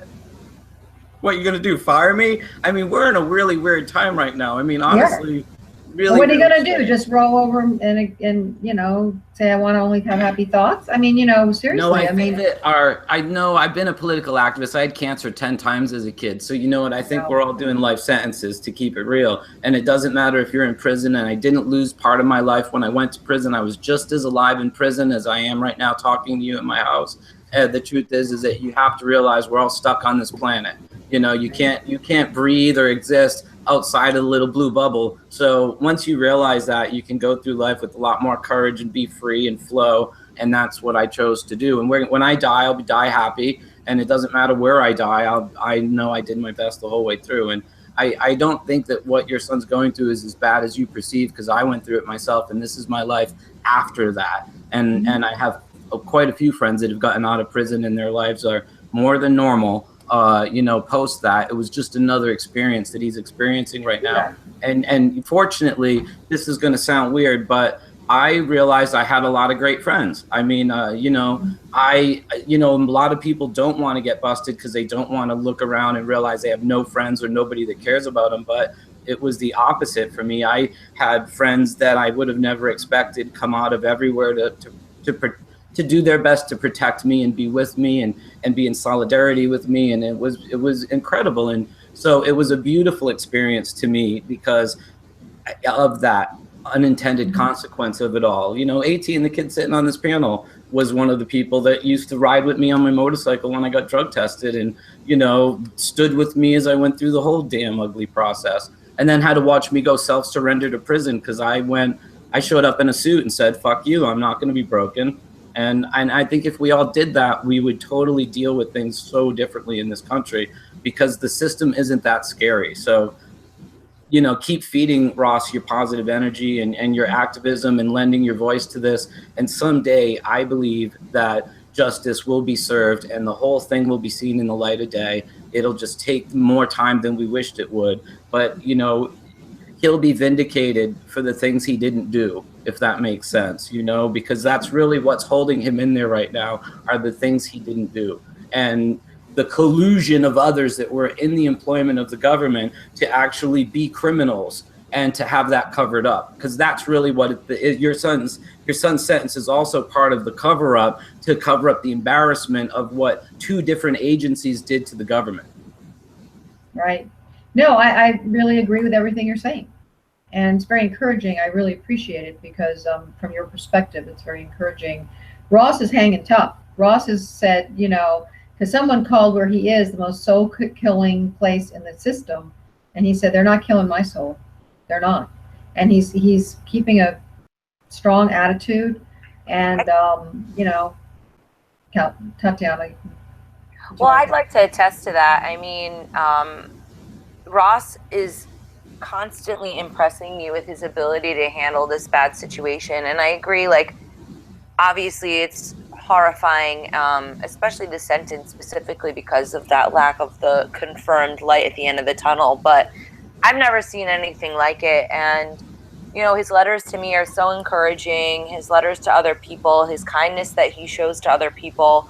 I mean, he works out all the time. He does, you know, all of his tutoring and different kind of work on himself. I think that it's really exemplary the way that he's behaved, and he is an inspiration to a lot of different people. So, you know, even in the darkest times, there is that little bit of a ray of light. And I guess I want to serve as a character witness because I've been so impressed with his countenance and the way that he's handled it.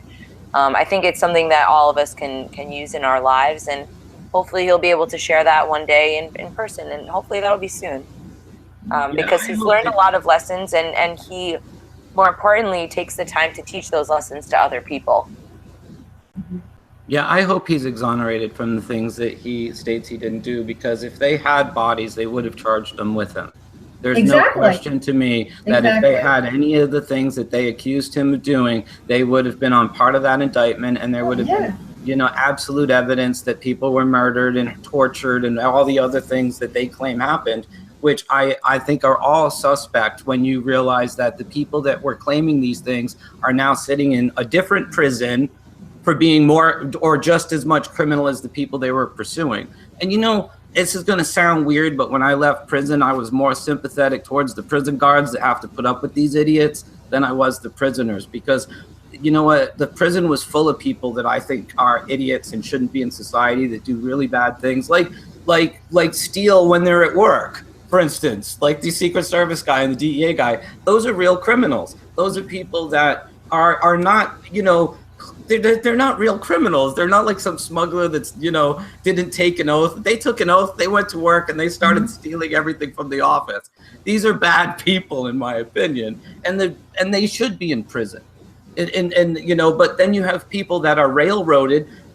Well, look, you know what? To me, I lived with these guys for 5 years, and I didn't like a lot of what I met, because I don't believe in lying, cheating, and stealing. So call me crazy, but I think prisons do have a real significant place in our society, and I wouldn't abolish them if I was, you know, in charge of everything at all, because I think robbing banks and ripping people off and kidnapping people and doing violent things, it really is not at all something that you can tolerate. So, you know, but when you take people and railroad them for political means, which is more of what this was and what my case was, putting me in prison didn't stop medical cannabis in California by any means, and locking up Ross is not stopping any of these online markets from happening. You know, and that's really the message I think that people need to know. You can't legislate morality, you know, and locking this poor kid up for life for what they're not locking up these Secret Service agents for life for, to me, is really where you see the injustice of it all. Yeah, let me just quickly say, they've never even claimed there were any actual murders. They're not even saying that. They're just saying you arranged a murder for hire that never happened. Based on testimony and digital evidence, part of the testimony, well, they threw out, they didn't even bother, like you said, to indict him in New York. It wasn't part of the trial, although the judge allowed them to discuss it with the jury as if it were. And they said, well, we're not charging him, but he did it. I'm like, what's that about? But in any case, railroad. Yeah, it's the railroad. And yeah, and then she used it at sentencing as well to justify her draconian sentence. But no murders took place. No victims came forward at trial to say Ross had hurt them in any way. And the only thing left is this thing that's been there for 3 years or 3.5 now, this indictment in Maryland. And, you know, I would think there'd be a deadline to do this or not. But in any case, that's based on the testimony of the guy in prison. So, and they're not saying anyone died. It's just, well, you planned it, and it's all in digital, which is, of course, very vulnerable to tampering. It's really flimsy, but the media loves this because it's so much more exciting, you know, to talk about murder for hire and the kid that went bad and you know, they love this. And I've heard from other people, including someone who's serving life for LSD, Leonard Picker, that they did to him. This murder for hire thing, and I've been told by other people that they do this.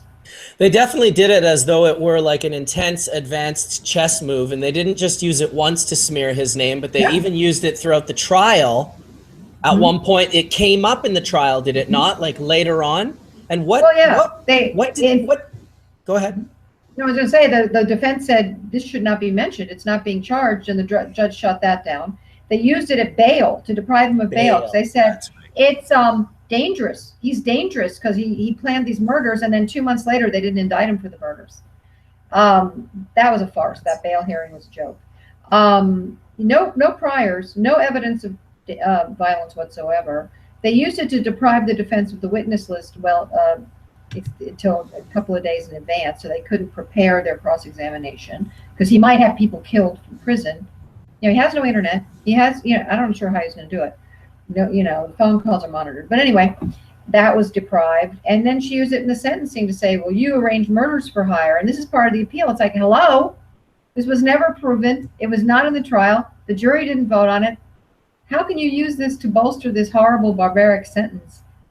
It's all nonviolent charges. Well, more so, how do you take away the fact that two of the agents were corrupt and illegally gaining from that for themselves and looking for ways, no doubt, to elongate the investigation, to keep the rig going? I mean, these two guys, if they were acting independently, must have been really awkward at company picnics, because they're both going after the same guy and they're both robbing the same case, which is so strange. I mean, this is beyond the your son and the when it becomes a government corruption. I think this is what everybody looks at and goes, "Holy wow!" Exactly. And how could any of the evidence that stemmed from these two people be considered as absolutely credible when they themselves were lying to their superiors about their own activities?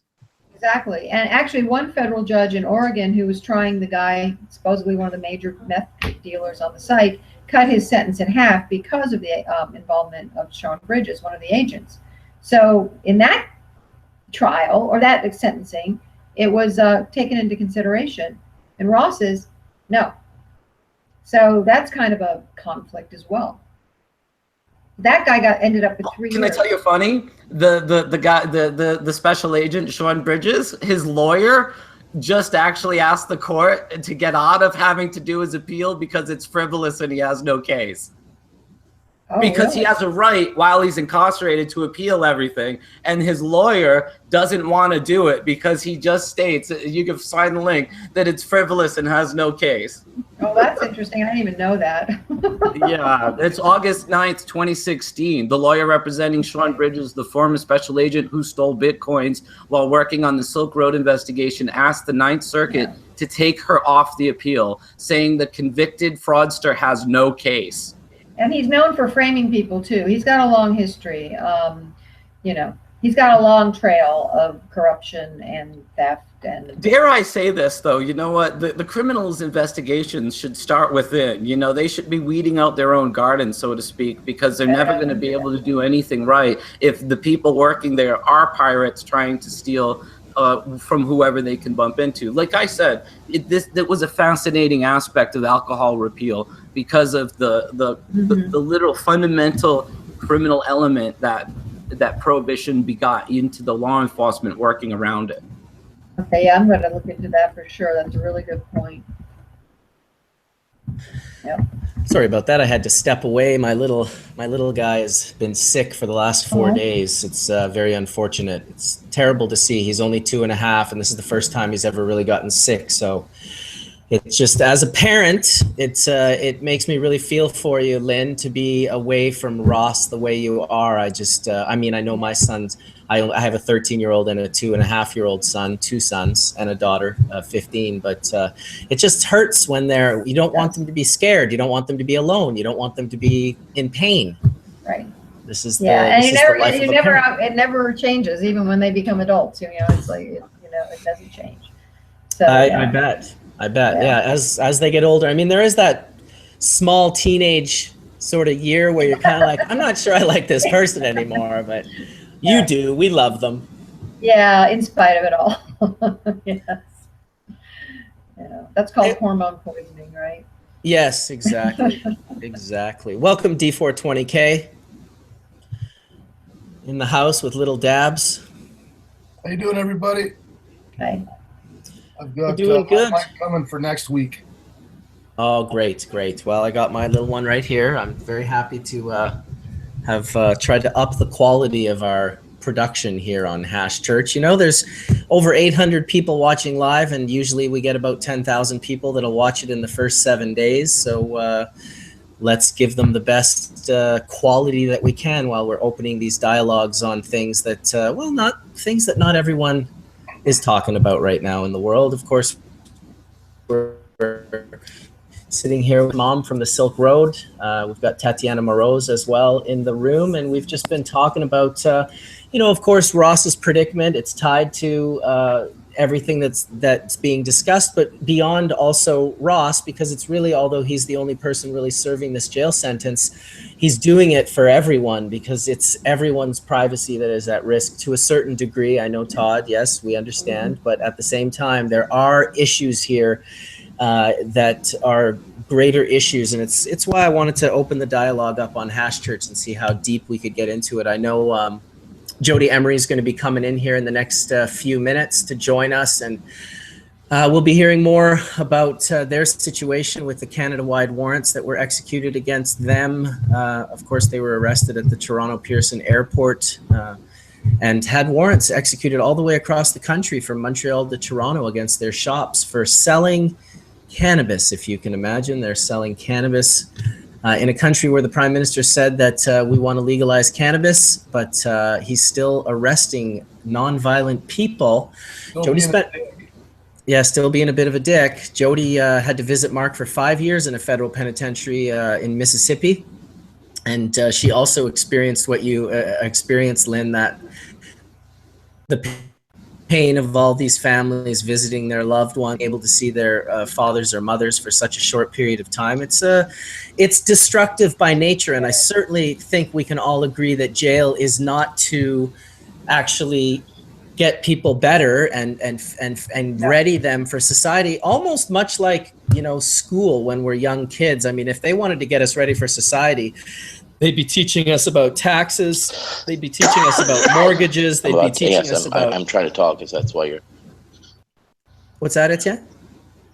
Sorry, go ahead. That's okay. Welcome back, Tony, to the room. How's it going? Than being in jail and having a visit from your kids or your family and not even being able to give them a hug because the glass is there and you have to have those types of visits. Well, luckily Ross isn't behind glass. He was when he was in the shoe, but we are all, I'm in the room with him and other inmates. We're all together. They're not dangerous. They're scary. It's like, you know, we're all just together on chairs. So that's better, you know, at least. Well, the places that I was in up here, they were super maximum places. Oh. And, they didn't allow visits between with contact because there's so much drugs coming into the place and stuff. And it was just their security protocol. It sucked. But. And because there's so many drugs coming into the place, they don't want to. They want to maintain control over how much drugs they bring into their prisons. That they bring in for us. Of course. Exactly. That's the craziest thing when you actually do end up in prison and you realize, wow, there might be more drugs in this prison than there were in my neighborhood. And those guards are more corrupt than most of the inmates in there too. Guaranteed. Trust me, I know these things. Well, I guess it's that situation of wanting to have a job where you're in charge of someone. You know, we had Dr. David Allen come in probably over a year ago and talking about the amygdaliac hijacking of the brain and how this sort of fight or flight switch can be rusted into the flight. And so the ability to empathy and compassion, some of that becomes a little bit lower. And you see a lot of people with this situation getting into law enforcement and military and prison guards and, you know, working at a psych ward, whatever. As long as you can kind of hold a power over someone, there's going to be opportunities in that situation for you to, you know, for you to do no good. Yeah, that's for sure. I think in general, bureaucracy does not bring out the best. And then let's be... You know? Right. Well, and also, let's be honest, I'm sure some people that just need the job get the job, but generally, like caring, kind, compassionate, empathetic beings are not applying to work at prisons or to be, you know, to want to like be in this sort of. Mark. Some are, which I said. Some people. Some are. Some are. They Some earn are. quite a bit of Yes, money. I can agree with that. There was some very good people that were in there that did have both qualities, and I see those people on the street today, and I shake their hand and say, "Hey, how you doing?" And we laugh about stuff. And hey, after living there, man, I think they're serving society a great service, because I wouldn't want to babysit the people that rob banks at gunpoint or rob grandmas or kidnap your daughters or any of that shit. And that's what they're doing every day. And, you know, my heart goes out to all of them. I mean, I don't think, you know, nonviolent drug offenders should be mixed among those people that are violent by nature. But I was one of the nonviolent drug offenders who was there with murderers and shit. And trust me, it's nowhere you want to be. And I feel bad they got to go in and go to work every day amongst that. But I'm glad they do. I'm glad they do. Well, to protect society from people who are violent is one thing. But more than half, I think 60%, maybe more, are nonviolent. And they get paid pretty well in the United States. And they have excellent benefits as well. 4 out a lot of 10 more of than the they would crazy get in guys the free standing in market. front of you are willing to choke you out. Think about this. 4 out of 10 of the crazy guys standing in front of you are willing to kill you. Yeah, No, I'm not. Yeah, right. But then crazy there's on. the guys who are fine. You know, they're no threat to anyone. Yeah. Right. But the other way of looking at it is 6 out of 4 are nonviolent people being locked in cages. There's that way of looking at it too, with 4 people that would choke the life out of them. But dare I say this in a weird way too? Hey, Wall Street bankers that steal millions of dollars from grandma through, you know, whatever thing, and they get locked up, you know, in the Bernie Madoffs, just because they're nonviolent does not mean they don't deserve to be exactly where they are. But a lot of the nonviolent people do not deserve to be the violent ones, not all the good prison guards. What I'm talking about is the shitty prison guards and the non-violent, non-destructive, haven't caused victimless crime, if you will. No grandmas lost all their money. Let's all agree, substance use and abuse should not be considered a crime, because alcohol use and abuse is not considered a crime. You have to do something criminal to go to prison for being an alcoholic. And it should be the same with drug use. You shouldn't go to prison for the drug use itself. This is what's wrong with society, because otherwise law-abiding people are being locked up with people that are not otherwise law-abiding people, and that's the sick mix. Yeah. Well, with the Wall Street guys, wouldn't you want restitution? Wouldn't you want them to be out in a controlled way where they could pay you back some money? No. You want to know why? Because honestly, they're scammers and they're ripping off more grandmas to get that money back. And it's not all about money. And I don't think that people with briefcases should have the right to stay in society and steal and cheat and rob people out of their retirements, their homes, and their everything. So fuck them guys too. Well, I'll tell you one thing, Todd, you're definitely on the ball with how many times those dudes repeat offend, because my friend Ron did some time with a guy in prison who was kind of one of those guys, and he got out and, you know, just did it all over again, ended up, and just to buy Ferraris and like stupid shit that are like, how many people did you bankrupt and literally destroy their, it is terrible. It is terrible. It's absolutely terrible. Those guys can stay there for a while anyway. No, but nonviolent drug offenders, you know, people that are just like a cigarette smoker or an alcohol drinker, or, you know, they shouldn't be in prison for their substance use. And that's something that, you know, we as activists have been arguing for decades, because it's so wrong. You know, it's a war on some drugs, not all drugs. You could be a pharmaceutical pill popping alcoholic who chain smokes cigarettes, and that's just fine. And that's where the hypocrisy lies, and that's what we should fight against. Well, because if it's okay for the drug user not to be in jail, then what about the person that sells them the drugs? You know, are those people also not supposed to be in jail? We should lock up 7-Eleven. 7-Eleven and PharmaSave. Yeah, it's pretty incredible. Down with the liquor stores. Tell you, it's definitely, we live in a bit of a topsy-turvy world. I think I've mentioned this before, where you end up with a lawyer that decimates the justice, and police that decimate the law, and doctors that decimate health, and it just, and I'm not talking about all. I know there's good ones. I'm just saying in a general sort of way, it seems like our world is a little bit upside down, where, you know, like life in prison without the possibility of parole. Like, think of all the different criminals that will be released in that time that he's supposed to serve. I'll say he's supposed to serve. Including violent, by the way. Oh, including violent. Many violent. Okay, absolutely, including violent prisoners. And I say he said, I would hope that that, like Todd mentioned, that one day that clemency does come for him and that he finds himself outside of that that system. Me too. Yeah. What do we got there? The system will break.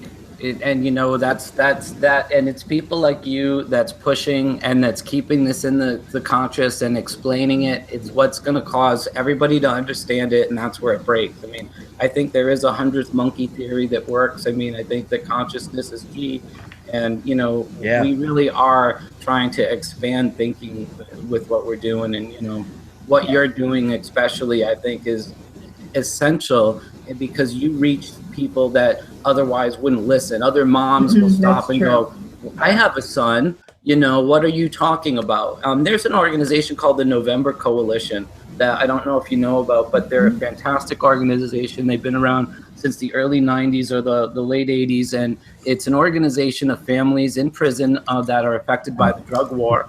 And they would be really good for you to organize with. Yeah, I would highly recommend them. Thanks. Nora Callahan, I think, is the woman, Nora Callahan. I'm trying to work and support other organizations against the drug war, against mass incarceration and all of that, so that I have a certain notoriety because of the case, because of Ross, to help them as well, and they can help me, and we can work together. And I agree with you, or I hope you're right, and I hope I'm right, that you know, changing minds ultimately does take a long time, but can change the culture to the point where it maybe can actually make a difference. You know, well, the 100th. I don't know what else to do. You should try to get some politicians on your side. My friend Ricky Ross, who was an LA gang, he wasn't a gang member, but he was running drugs in the 80s. And Maxine Waters, who was a representative in his area of LA, was fundamental in getting his sentence reduced and him released over time. And there are paths that you can take that you should be politically going down in order to try to get more help on the side. And honestly, the two sides of it you should be trumpeting, I mean, isn't to take away any attention from Ross, but is to put attention on the corruption that the whole case was experiencing with the Secret Service agent and the DEA agent who were working in the same branch. That should be a communication to Chuck Schumer. You should send that as a short, crisp email, couple paragraphs to Chuck Schumer. If Chuck Schumer is your senator, he needs to know behind that. the whole thing. Who He needs needs to know there. Yeah. You know. Yeah. Well, isn't this the issue? Isn't this the issue? Right. I really doubt there's any help to be had from Chuck Schumer, but no, there's not probably, but you can find others in Congress and in the Senate that actually would listen and would see the internal corruption and find it appalling. The best side you could get it on would honestly, dare I say it, be a conservative Republican who is disgusted with this kind of behavior in the Secret Service and the DEA and wants to get to the bottom of it and wants to see an injustice undone because, you know, the disproportionate sentences between your son and the Secret Service agent and the DEA agent is really what should be focused on, because they should be the ones getting life because they took an oath to uphold laws, and your son never did. Your son never joined the DEA and swore that he would be a good officer. Instead, did what these guys did. These guys should be held to a higher standard because they were cops. Well, and they're not saying Ross stole from people. These people stole from individuals. It's not just the Silk Road. They stole. No, right. He organized. He was like running Amazon, and they were ripping off the bank. It is totally a different scenario when you look at it like that. And so yeah, I know, and it is a bipartisan issue. There are people from both sides of the aisle who are against this mass incarceration and the whole thing that are. Who's the other senator from New York? So if not Schumer, who's the other guy from New York? I don't know. I'm in Connecticut, so. You're in Connecticut, okay. But right now, staying with family, basically. I'm not. Well, we moved why don't you? why don't you reach out to your senator? You're because this is at the federal level. This has to be addressed at the federal level. It's really the senators that really, I mean, that's your go-to person. I would actually just step back and try to find one that you thought was most friendly to deal with. I mean, you're playing the long game here. Yeah, that's true. Yeah, and I have done some of that, but I think you're right, and get connections, and it's political for sure. I wanted to take this moment to welcome Jody Emery into the room. How's it going? Oh, Jody, welcome, welcome. Sorry to see and hear, and at the same time, you know, you guys are the cannabis warriors. We're all behind you. Thank you so much. Yeah, it's very interesting. I'm still just coming to terms with what's happened and what we're facing, and you know, we haven't even been found guilty of anything, just to get out of jail on bail. So I didn't have to spend 2 more nights locked up. I had to agree to disassociate myself entirely from Cannabis Culture, including the magazine, including our vapor lounge, including our head shop. I mean, that's my life. Like, you know, I've been there in that building since I turned into an adult. My whole life is there. It's killing me that, you know, to think that we can't go and we've been stripped of everything we have. So that's, you know, we'll deal with that. We'll see if we can get the bail conditions varied so I'm able to at least spend time at the main headquarters, which is a political party office, our magazine office. But yeah, I'm not at all associated anymore with the Cannabis Culture franchise model of cannabis distribution. And that's sad, but you know, I don't regret what we did. I know we never hurt anybody. We've only done wonderful things for people, and I could die tomorrow happy knowing I did everything right.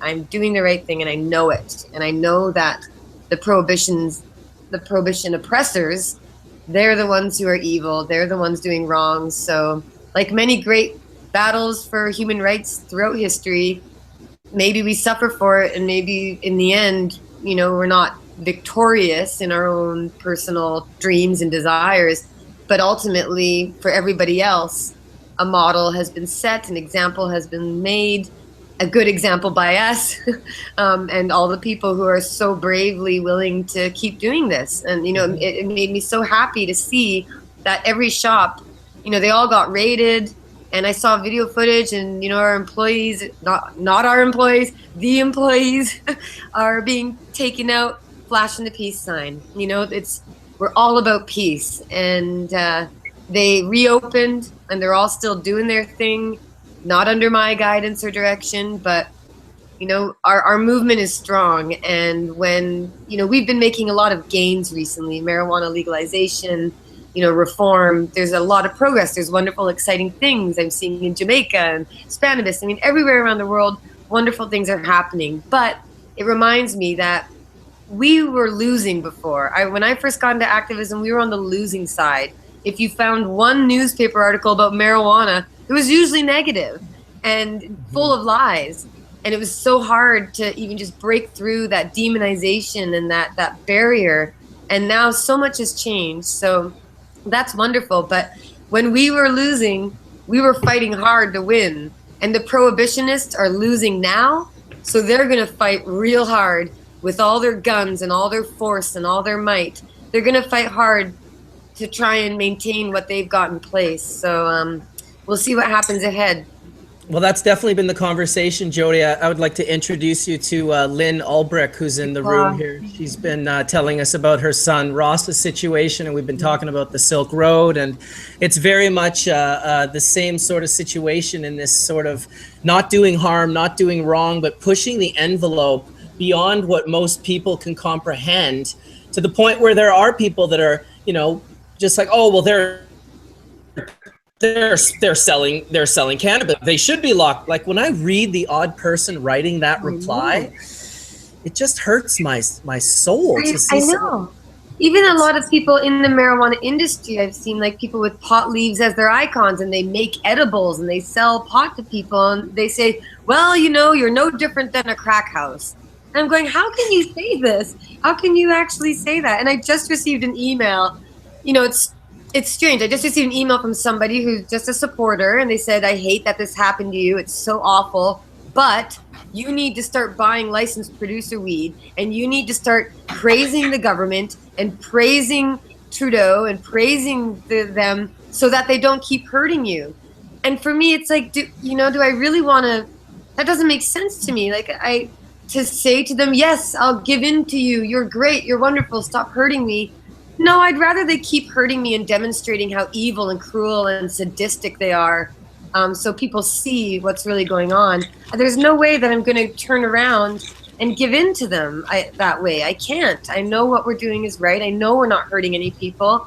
And whatever happens to us, for me, I haven't been arrested before. I was detained in Montreal in December, but it was in the hotel room, and they were very nice to me. And after 4 hours, I got out and left. But this time, I was detained. They didn't let us call lawyers. I was kept overnight. I was sent to a women's jail. And, I've heard about this kind of experience. I've heard about being strip searched. I've heard about all of it. We've been fighting against it for so long. But for myself to be in that situation, I wasn't afraid. I didn't cry. I wasn't scared. It was more of a wide-eyed kind of, wow, this is what people have been going through. This is what they experienced, to be forced to strip entirely naked and to bend over and just like all the different ways that they treat you. And I thought, I'm almost grateful that I had to experience that so I can relate to those who I've been fighting on behalf of for so long. But I can tell you, on my bail hearing on Friday, I was praying that I would get out, because the thought of spending 3 more nights in jail was terrifying. And so many times as I was sitting there thinking about how bad it felt, I would say to myself, well, at least I know that when I hear a guard coming, he's not coming to like go waterboard me or electrocute me or hang me upside down in the dark like political prisoners and people around the world are actually being treated right now all over every day. So I know it's not as bad as it could be, and that's what got me through it. But it's still disgusting that that's happening to people all the time everywhere. It breaks my heart. Yeah, that's a pretty powerful statement, Jody. I definitely haven't really thought of that myself, but yeah, you're absolutely right. There are people around the world right now in situations that we can't even fathom, and I guess be grateful for what you got. I mean, when I think of the Philippines, and people are literally being shot dead, and an opposition leader who's criticizing that approach just got arrested by the president on drug charges. They'll probably execute her. So at least I know that being here, I can still speak freely. I have freedom of speech. Maybe I can't talk about certain things just on my bail conditions and this or that, but at least, I'm always trying to look at the bright side of things. And the best way to get through stuff is to think of how it could be worse. I'm always just saying, at least I'm not in that position, so I'm all right. I'll survive. Yeah, that was something that Ross specifically wrote me. One of the first things that he wrote me from the prison was about how he would think of how much worse it was in other places. So I think that's a good thing to keep in mind, although it's obviously still not a good situation. It's interesting that difficulty and oppression and something worse is what gets us through things, not something better. Well, I have to say the dream and the vision that we had, okay, some people might say I was naive. And by the way, I'm going to apologize. The police took my makeup, my socks, my bras, my underwear, everything. So I've got nothing right now. But so, when I think of, oh shoot, and I'm also a bit brain dead from exhaustion and not eating too much well. So just about to say something before I interrupted myself. Well, happy out of prison. Yeah, no doubt. I concur. I think that what you're laying down is what others will follow, and it's hard on us at first, and welcome to getting arrested. I can't even count. I've been prosecuted now 4 times, so the amount of arrests are like ridiculous at this point, but it doesn't really break you. And when you go through it and you see what others have been experiencing, it motivates you even more, when you get out, to be like, you know what? We really got to change this. Yeah. Well, one girl I was with in the detention center, she's in there for probably selling drugs of some kind or another on a small scale. But she was telling me her story about how, she said, I've got 3 kids. I'm a single mother. And if you've never been in a situation where you're starving yourself to feed your kids, where you can't even pay your rent, you can't pay for the power, your children are freezing cold, you're withering away, what am I going to do? And she goes, now CAS are trying to take her kids. She's like, so now I need to fight this. And I thought, I hear about this all the time. I've written about it. We've covered it. But to actually be there and to feel these women and their experience and to realize, like, no, they've totally fired me up. If I'm out of work for Cannabis Culture, I'm 100% employed in my activism now. And I think it's good to note that, yes, it's good. It's better in, Canada and the United States than other places, but it doesn't mean we're not on our way there.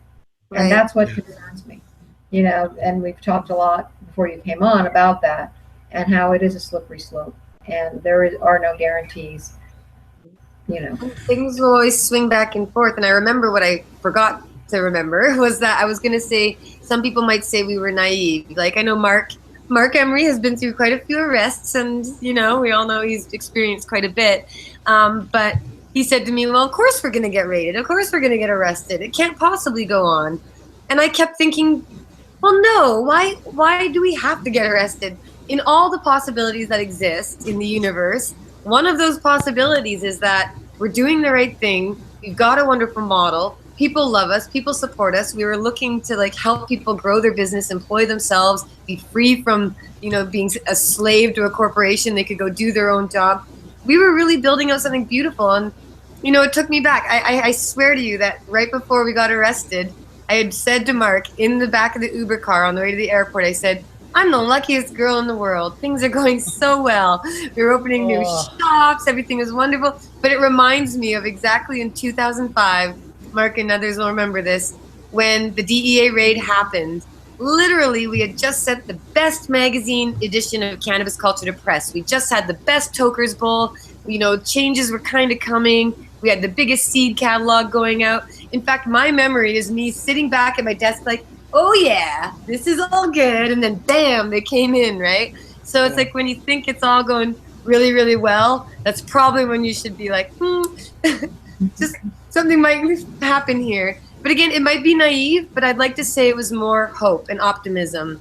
And when people are criticizing Trudeau and the government, it wasn't naive for us to believe what we were being promised. I mean, sure, I question politicians all the time. I don't trust government. But why is it naive to believe that maybe something good or decent or right might happen? Is it so wrong to have that hope? Because if I hadn't had that hope or that naivete or whatever, if I hadn't actually believed in what we were doing, I wouldn't have been able to do it. If I had woken up every day saying, well, today's the day I'm probably going to lose it all, it'd be awfully hard to keep doing what we were doing. So every day I kept saying, hey, our dream, our vision, our mission, it's perfect, it's wonderful. We're heading towards that goal. And if it's taken away from us, it's not our fault. It's obviously the fault of the oppressors. So. And they've got you staying in Ontario? Yep, I'm court ordered to live here in Toronto with Mark at our rental apartment here. So I do have a rental apartment in Vancouver, which the police tore apart. They turned over plants. They terrorized my cat. My sister is such a sweetheart. She's taking care of my cat for me. But they ripped apart my place, and I can get permission, or I'm allowed to travel back to British Columbia if I let the police know. But right now, we're not even allowed to travel around Canada. I was supposed to go to Calgary at the end of this month and speak in a debate session for the Canadian Taxpayers Federation, and I can't travel there now. So we'll see. We'll try and vary these bail conditions so that Mark and I can start touring across Canada again. In 2009, we did the farewell tour for Mark before he went to prison. And way back before that, Mark Emery did the Summer of Legalization tour. So we could maybe start a new Summer of Not Legalization tour, or something. But we'll definitely get back to more of our writing, our activism, our political efforts. I mean, the fact is the business was sucking up all of my time, all of my energy, all for a great purpose. There were 200 people working in Cannabis Culture locations at least. So we were building something beautiful, and maybe it'll keep growing without us. But now I'll focus 100% on my writing, running for office, doing all the stuff we've always done otherwise, and maybe even having a big Supreme Court challenge so that we can win this thing. Excellent. Well, you always have a spot here on the panel to come share what you're doing with our audience. We have 854 people watching live right now, and 10,000 will watch in the next 7 days. And just I hope that it. I hope that it ends up being good. It's just, it's so strange that they just, when I saw the picture of you and Bill Blair, which was such a standing there and big bad Bill Blair looking down on you. I'm all, hi. Yeah, you're just so innocent. It was a very powerful picture, whoever got it. I thought in that moment, I also had this positive sort of outlook. Like, I was like, you know what? Look at that. Fucking Jody, like just like Hillary, she'll just be like, move in there and smooth everything over, and maybe this is going to be good. Well, especially since Bill came up to me and he came up and said, Jody Emery, took my hand. I'd really like to talk with you about legalization in the months ahead. And I was like, well, absolutely, please, yes. And then the next day I applied for the task force, and the health minister at first said, sure, yeah, why can't she apply to be on the task force? And then Bill Blair came out the next day saying, hell no, we're not having her on the task force. And ever since, he's been really avoiding me. But I just want to say, Mark, it's great to be on your show here and to think back of when, I got first involved in all this. Mark Emery hired me as the editor of Cannabis Culture, the assistant editor. And I remember doing articles way back in the day of zip lining through grow rooms and stuff, there's all this wonderful stuff and how things have changed. So really, I feel, even considering the horrific situation we went through with the DEA, with Mark facing life in prison, I mean, that was probably more heavy-handed than this, although, to be fair, I'm being told that with the mandatory minimums and with what we're being charged with, we do face life in prison in Canada. So this is very heavy. This is very serious. But within 2 years or so, it should be legal in this country. And again, we went through so much hardship and so many horrible things in the past. But look at where the movement is now. Look at where the culture is now. Absolutely. And look what we built out.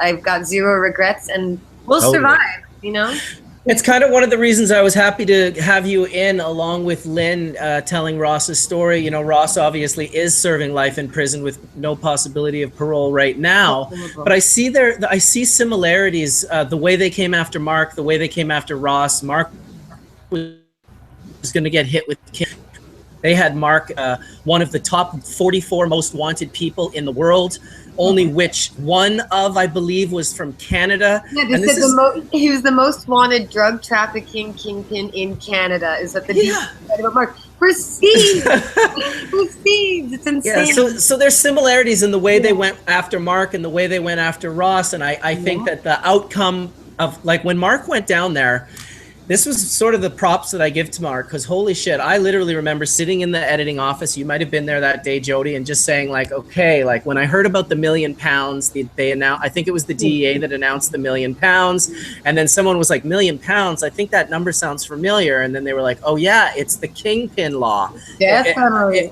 Death penalty, right? So like this crazy stuff on the table, and I just asked Mark, like, come on, you're not going to go down there and face that, are you? And he's like, I absolutely have to. Like, I can't run away from this. This has been my fight for so long that it's just it would just unravel everything I've done for me to run away from this. And he went down there not knowing what his charges would be, and it was I just thought it was very.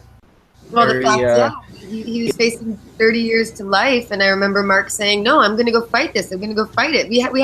We had a great case. We had the DEA statement that it was a political arrest. We had so much evidence to show how it was wrong and unjust. But come on, when the government does things that are unjust, you can't stop them. They do illegal, cruel, horrible things to peaceful people all the time. They get away with murder all the time, the government. So it doesn't matter if they did it illegally or if it was a political persecution. So I remember saying to Mark, if you want to go down and fight this in court, and the whole story will get out there, yes. But in the end, you're going to be sent to prison and you'll die there. Can you please just take a plea deal instead? Could you please take a plea deal so you can come home so we can keep being activists? Like, I'd much rather you go spend 5-10 years and come home than go spend 5, 10, 20, 30 years and die down there. And so, here in Canada right now, when we're looking at this case, we have to consider the same thing. Do we want to take a deal? Whatever it may be, I don't know. I don't know what they're offering. This is all brand new. We haven't even had a meeting with our lawyers yet, so I'm probably saying stuff I shouldn't. but no, I'm just saying that, we don't know how we're going to challenge this. But for those who know of the Malmo Levine case, David Levine went to the Supreme Court long ago. Mark funded that. Mark Emery helped pay for that, and he lost. But at that time, things were very different.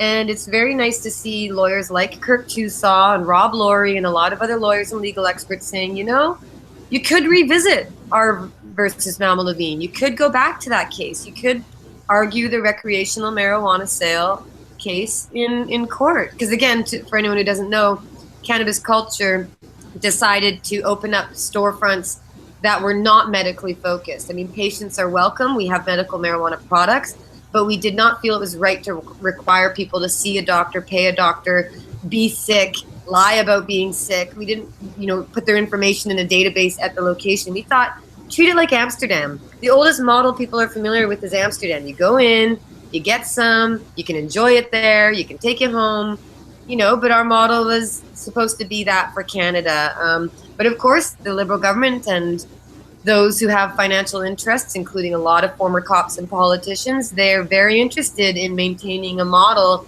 that benefits them over others. So we'll keep. Did Malma Levine not touch on harm reduction? Yes. Yeah. Okay. So, because in Ross's case, in the Silk Road case, there was a police officer, I believe from Connecticut, possibly part of LEAP, the Law Enforcement Against Prohibition. He's in the documentary Deep Web. He's a black gentleman. Okay. Yeah. Great guy and great information talking about the harm reduction of the Silk Road and how, he's like, listen, how many less people could be shot in a city like Detroit if they were able to get these things ordered through the mail. So he came at it from this whole harm reduction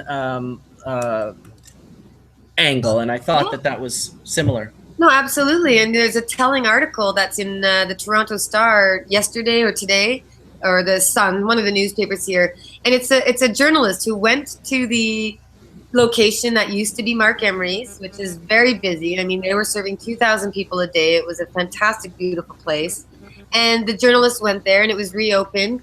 But it didn't reopen until after we got out of jail. I guess everybody was waiting to see what happened to us. And again, we have no affiliation. We did not order them to reopen. We have no connection with that. But they decided to do it themselves. But before they opened the doors, and there were dozens of people lined up down the street, banging on the doors, asking to get in, the reporter noted in his column, he said, right next door, there's a shady guy standing in the doorway, and he's literally saying, I don't like that Mark Emery guy. I hope they don't reopen. And every person who passed by said, hey, you want to buy some pot? Hey, you want to buy some pot? And some people did, but a lot of people did not. And the journalist said, this is exactly what these storefronts are trying to replace. And it's incredible when the police raid dispensaries and raid these storefronts. They know for a fact they're turning people to the sources that they claim are more dangerous. This is all a manufactured crime. I bet I'm just preaching to the choir here, but we all know that the drug war and drug prohibition is just a policy designed to enrich, police budgets and those who create the legal alternatives, pharmaceutical companies. And it's very telling that, we've got this opioid crisis all across Canada. People are dying on the streets every day, all across the U.S. too. We know that the opioid fentanyl crisis is a serious, serious drug problem. Mm-hmm. You don't see the cops raiding doctors' offices. You don't see the pharmaceutical companies being told to pay for this in any way, shape, or form. And yet they turn to the marijuana people. And at the same time, we know that when you increase marijuana access, you decrease opioid deaths. And I've been sharing the drugfree.org website, the U.S. government's own anti-drug website, has the report. And it says, where medical marijuana is available, opioid deaths go down. So I'm saying, every time that the Liberal government and any government seeks to restrict and limit marijuana access, those dead bodies from opioids are on their hands because those people could have been saved by a safer alternative. Yeah, it's pretty intense. I had a thought. I've lost it now as well, but it was in regards to something that you were saying. Darn, it was a good thought too. The hypocrisy is pretty thick. Yes. You can die popping pills, but if you smoke a joint and get happy, you are a problem in their society. Right, and it's that drug hypocrisy on the one hand, but then it's also the fact I can't get over the fact that the former drug squad people, former politicians, former cops, They are literally owning and running and operating these marijuana businesses. They're literally pushing out the people that they oppressed and trying to take it over. And I have to apologize to all of the people in the US who warned us about this when they were saying, hey, you know, legalization down here, it's not going to be good. It's a corporate takeover. And I kept saying, it's all right. We'll change it later. We'll change it later. It can be changed. But I didn't realize, you know, how monolithic those forces are. You were right then, and you know what? We have to keep that attitude now because the transition is awkward, but we knew it would be. I mean, the former mayor of the city of Oakland is now trying to open a pot club in San Francisco. Just, you know, just to put this in comparison. So the reality is we're facing this all over. But you know what? The best thing would happen is the people that once oppressed us wanted to become like us. Yeah. So let them emulate you and, you know, be the spearhead you are and realize that the change will follow. You know, I mean, it's just this awkward. You know, when Mark first opened his bookstore in the 80s, he couldn't sell in High Times and Grow books. And now that's no big deal. And someday, and probably the not so distant future, it will be not a big deal that they're selling buds and hash just like they're selling Grow books in High Times. Yeah. And you know, transitions. It's an uncomfortable phase, but you know, if you weren't doing this, other people wouldn't look at you and go, you know, I could do this too. And that's where I think you all got to like be optimistic and focus on and keep the direction on equal rights. Not just rights, because, you know, legalization was rights. Now we want equal rights. We want to be treated like wine users, beer drinkers, cigarette smokers, and pill poppers from whatever doctor's office didn't get rated. We want equal rights. Yep, we got to end the stigma and the demonization. We do need to normalize cannabis. You know, and a lot of these government officials say we don't want to normalize it, don't want it to be normal. I'm saying absolutely we need to normalize it. And you're right, incrementalism is important. So, you know, we never would have gotten this far without first having, you know, decriminalization or even lowest police priority and then medical marijuana. And you're right, this transition phase will be different and difficult, but at the same time, we can illustrate and we can argue about why these changes need to happen. Again, with the hypocrisy angle, you know, the mayor of Toronto here, the biggest city, I think it's the 5th largest city in North America, John Tory, he's in the newspaper saying, hey, the law is the law. I support these raids. We need to keep arresting people. That's the way it is.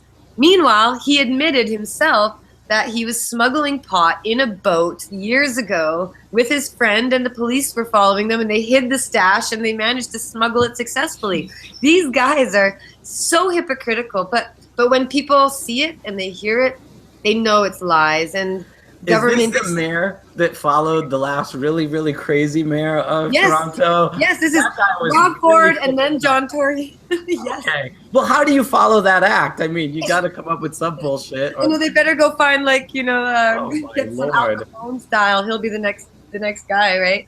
They can smuggle stuff and be junkies, but you can't sell pot in their city. Oh, yeah. Irony. No, but it's so sad when initially there, you know, 2 years ago, it felt like there weren't many raids, there weren't many arrests. Legalization had been accepted as an idea. The Liberals were going to win. I was running as a Liberal nomination candidate for well over a year. And I remember saying many times, I can't believe I'm out of work as an activist. There's no debate. There's no prohibitionist. There's no more reefer madness. My God, what are we going to do? We've won, but I feel useless. Then fast forward, you know, a year ago when you saw some corporate invested people lobbying the government to raid dispensaries, and they started saying, oh, you know, we're not making as much money as we should. We need to shut them down. And then you saw the police and the police chief, Bill Blair, who's now in charge of legalization, you saw them starting to fan out across the country and say, okay, legalization means restrict access, limit access, stop the gangs, protect the kids. And it's not about anything else. That's all it is. And now they're going to the police chiefs across the country. The most recent tour Bill Blair just did on the legalization tour was only to talk to the police, to promise them their budgets would remain intact. And in fact, they'll get more money to deal with all the problems legalization will bring up. It's absolute madness. And but again, prohibition profiteers, you got the gangsters, you got the government, you got the cops, and they're all kind of in there together. And you know, it's for real, because the day Bill Blair was in Abbotsford was the day Johnny B, John Burfello, got pulled over by the police, and he went live on Facebook and showed it. He was like, why the hell is this drug cop in Abbotsford? I've never seen these guys before. He had a drug dog. And I told him later, I said, that's the day Bill Blair was in Abbotsford. I guarantee absolutely you. And in fact, that guy knows this prohibition wave is rippling. He's John, who's lived there for 20 years or more, is suddenly getting harassed. Yeah. And our vapor lounge, where people smoke pot inside, the day after Bill Blair visited Vancouver, we got bylaw officials came by and gave us a ticket for operating without a license, a ticket for smoking indoors. And then in London, Ontario, Bill Blair shows up the next day, 5 raids. And then Toronto, I mean, everywhere they're going, you can see what they're doing. You can see what their mission is. It's not a secret. It's not a conspiracy. It's very obvious. But again, it means that we need to be strong and be bold. And, you know, if we cannot be activists through civil disobedience, like myself, I can't break the pot distribution laws anymore. So I can't use civil disobedience myself anymore. But I damn right, I'm going to be political. I'm going to educate. I'm going to talk to media, doing tons of interviews. We won't give up. And just like when they stopped the seed business and we had to lay people off, and it was hard, it was painful, it was difficult, but we survived and we're stronger. It's like Obi-Wan Kenobi. Darth Vader, you can strike me down, you'll make me stronger than you could ever imagine. So, you know, we'll just keep being strong. And I'm very sorry that that you've lost your son to jail. I mean, it's killing me that I just can't get over how many lives are being ruined. We can't even calculate it, because then you consider the loved ones. You're suffering. Your family is suffering. His friends, his family. I mean, the ripple effect goes out everywhere. And I just had a critic on Twitter saying, how dare you compare your struggle to the civil rights movement of the 60s for, you know, and I said, you know what?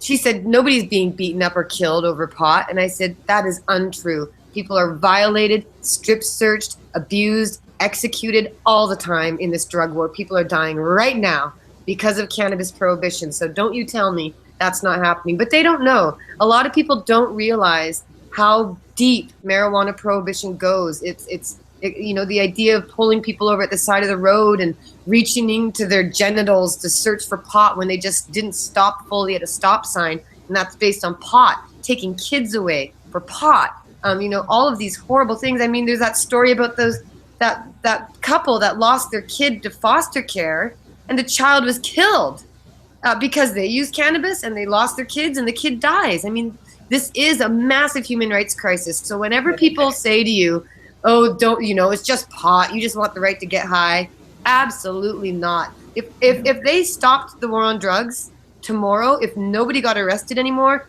I would never use, like, if my deal was, hey, Jody Emery, you'll never be allowed to use marijuana. You're not allowed to run Cannabis Culture. You got to go be a waitress or a housekeeper like you used to do. But we'll never arrest anyone again. I'd say, okay, sure, because I'm not in this so I can smoke pot. That's not my goal. My goal is to stop this massive, massive, multi-billion dollar, multi-trillion dollar expense of ruining people's lives. But remember, cannabis is freedom for the mind, for the spirit, and that is the threat. And when you think of 1984, the book, and you think of all the stories of when humans are being oppressed, even the fact that people who exercise Tai Chi are, you know, executed and their organs are harvested. I mean, what is it? Why are we being punished? It's because we're free thinkers who will not be subservient to the oppressors. And they hate that more than anything else. So it's not about pot. It's about being someone who's not willing to be controlled by these forces. And they don't like it. They don't like it. You nailed it, Jody. It's, no, I hate to say this to you, Jody, though, but you got to go back to doing all the things you were doing before because they weren't wrong. And you got to stop. They weren't wrong. How long can they really lock me up for until they break? Because, like, I was faced with it. You know, I got busted for growing pot. You know, 95, they raided my house the first time in San Diego. And I had to make a conscious decision. Was I going to live afraid or was I going to get back out and grow pot again? And, you know, four more prosecutions later, obviously I made a outward decision to not live by their horrifically stupid rules. And, you know, we have to make that choice. I mean, someday we're all going to die. We may well die, you know, living the way we thought was totally right, peaceful, with integrity and courage, rather than in compliance and fear. So Yeah, and fuck them. And you're in Canada, so how long can they lock you up for anyway? You can kill people in Canada get under a decade, right? It's Canada. Yeah. Well, They you have know, nothing over your head. And you bring up the fact that people, they have died. And I think of, you know, Michelle Rainey and many others who literally dedicated their lives to this fight. And they're not here today to see the progress that we have made. We have made progress. And you know what? I'm not going to be around to see the progress either. But many times in my speeches over the years, I would say, you know, there's no end goal of victory, because even when we get our freedom, our enemies will never stop fighting to take it away. So every victory we gain, we're always going to be struggling to keep it, because they're going to try and take it away. But at least I know that in the goal of freedom, the goal of liberty, it's a destination of sorts. And as long as I'm putting down my stones in the path towards that goal, I know that the people behind me, the kids who are not even born yet today, but the work that we're all doing, the activism that we're all doing, we're laying the path for other people to get closer to freedom. So even if we don't get to the end of that path, at least I know I laid down some stones and people are walking that path. I got to say something here. We talked a lot before you came on about how the drug war is not about drugs. And, you know, and the effort you're making and others are making is not about drugs, as you made that point.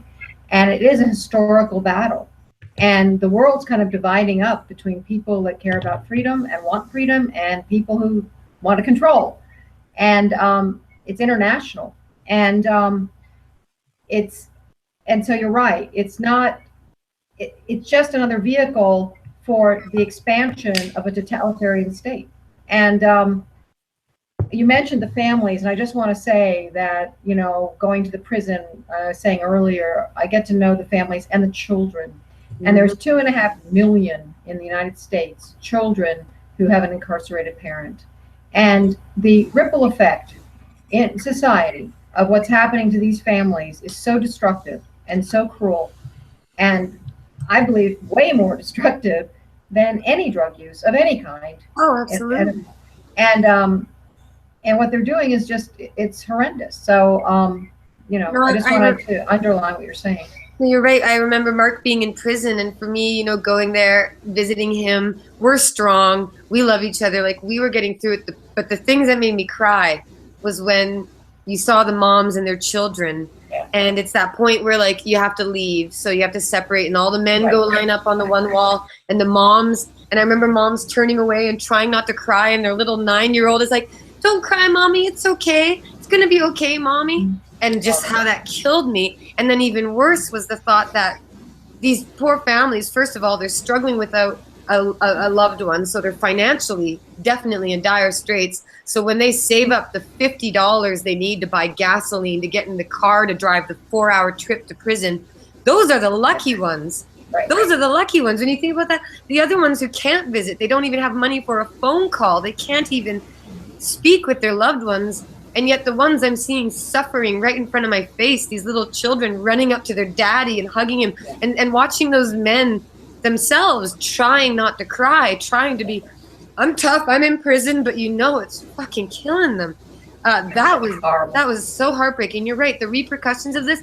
And even Mark said when he was in prison and they had the drug classes where you have to go to, like, I forget what it's called now, but where they teach you about drugs and how bad it is, and you have to, you know, give it up. They say to these inmates, like, 70% of your kids are going to be arrested or jailed or something in the future. And it's because, and they know they're manufacturing this. You're taking away that child's parent.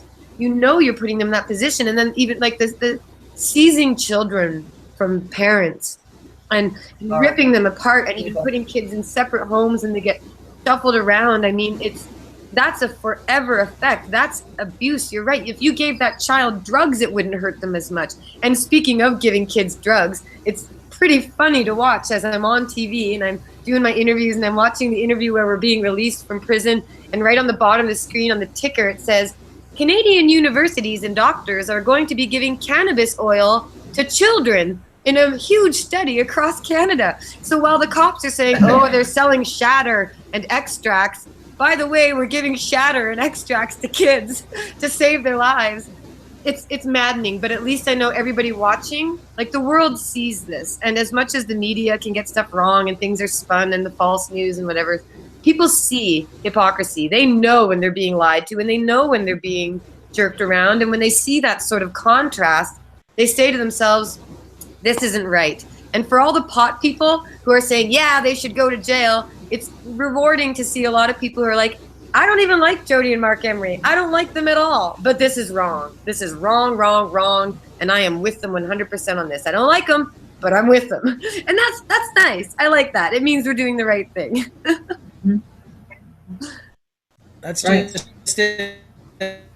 The world will. That's why voice is always important, and not to be, not to allow them to hammer down too hard. Through that, it's once again goes back to their enforcement. They force through violence. They'll come and physically get you with weapons, and then they'll put you in cages on wheels and drive you to other cages. Mm-hmm. It's a pretty incredible system that we have for ourselves here. Right. And even I didn't think, like, I'm tough, like I said, when I was in custody, when I was in jail. I never cried. I mean, it was a horrible experience. Waking up repeatedly all night long, like, what time is it? Are they coming to get me finally? It should be 5 a.m. by now. I want to go to court. Get me out of here. But for me, it's the after effects. And even my lawyer said, Jody, you need to be ready to process what's happened, because I think I do have post-traumatic stress disorder. When I first got apprehended in Montreal and held for 4 hours, it was undercover officers. And they came up to me in the hotel and they said, hey, Jody Emery? And I'm like, yeah. And they go, can we get our photo with you? And I was like, well, sure. I do that all the time. And then immediately I'm like, well, who's got the camera? Smack, cuffs. Well, I'm under arrest. And these were 4 plainclothes guys that I thought were fans. And then we just got detained at the Toronto airport, plainclothes officers, just men in regular jackets coming up, putting handcuffs on us. And literally when I'm out at a restaurant or I'm walking down the street and I see a guy who looks a bit tough maybe, and I'm like, oh my God, is that a cop? Am I about to get arrested? Like, I'm actually traumatized. And I woke up the day after we got out of jail. So yesterday morning, I woke up to the sound of a truck backing up outside. And, it goes beep, beep, beep, beep. And I'm like, whatever, that's a truck backing up. But what it did to me is it put me back into that prison vehicle, the back of that steel cage where you can't see out and you're handcuffed and you're falling all over as they turn and you're being banged against the steel walls. And every time they stopped to drop off prisoners and pick up more, that truck would beep. And the only way you knew that you were actually not on the road, you're like, oh, we must be at a jail. I hear beeping. But so to wake up and hear beeping, and I was like, oh my God. And I thought that's not a conscious reaction. I think that's post-traumatic stress disorder. And so I think I have to get my medical marijuana prescription for post-traumatic stress disorder. So I hate the fact that I have to join their damn system. But the fact is, they have affected me, and that will affect me. And again, I could be arrested anytime. They could still be ongoing investigation. I could get picked up today. I really don't know. But I just want people to know I'm not afraid, because I know that we're doing right. I might be uncomfortable. I might be a little worried, and I might think it's wrong. But whatever happens to me, I know I'm doing the right thing alongside a great number of people. And every time I speak out, I'm not speaking just for myself. I'm always trying to speak for everyone else who doesn't have that voice, who doesn't have that platform, for all the nameless, faceless people who have suffered, who will never get a chance to share their argument. I'm going to dedicate myself 200% now to making sure I speak on behalf of all those people who are suffering and will keep suffering. That's my life. I'm dedicated. Thank you. Me too. I feel exactly the same way. When you go to the prisons and you get to know those people and you realize they don't have that voice, and that multiply them by multiple thousands, then when I get Ross out, when he's released, I won't stop. Yeah. Because how can you? And some reporters were saying, after hearing about the treatment, they said, does that mean you're going to become an advocate against prisoner treatment and against jails? And I said, absolutely. I've been criticizing that from the get-go, but even more so. We know that the private prison system is awful and all the prisons are wrong, but it's very scary looking to the United States right now and seeing that, the idea that these private prisons who have been losing clients, prisoners, are now very excited about the idea that not only the illegal immigration situation, but the drug charges. I mean, in the back of one of the prison vehicles, there was a guy who'd been living here for 20 years, and he had a previous charge for maybe something that wasn't a good thing, but he got stopped with a dime bag of weed, and now he's being deported to Somalia because of a dime bag of weed. So, you know, maybe, I don't know if he should be here or not. That's not my point. But the fact is they're using marijuana as a reason to really make people suffer really extreme punishments. So, but yeah, we won't stop fighting. And I will gladly share any links I can for you to help get Ross more attention or support or letters or whatever it is you need.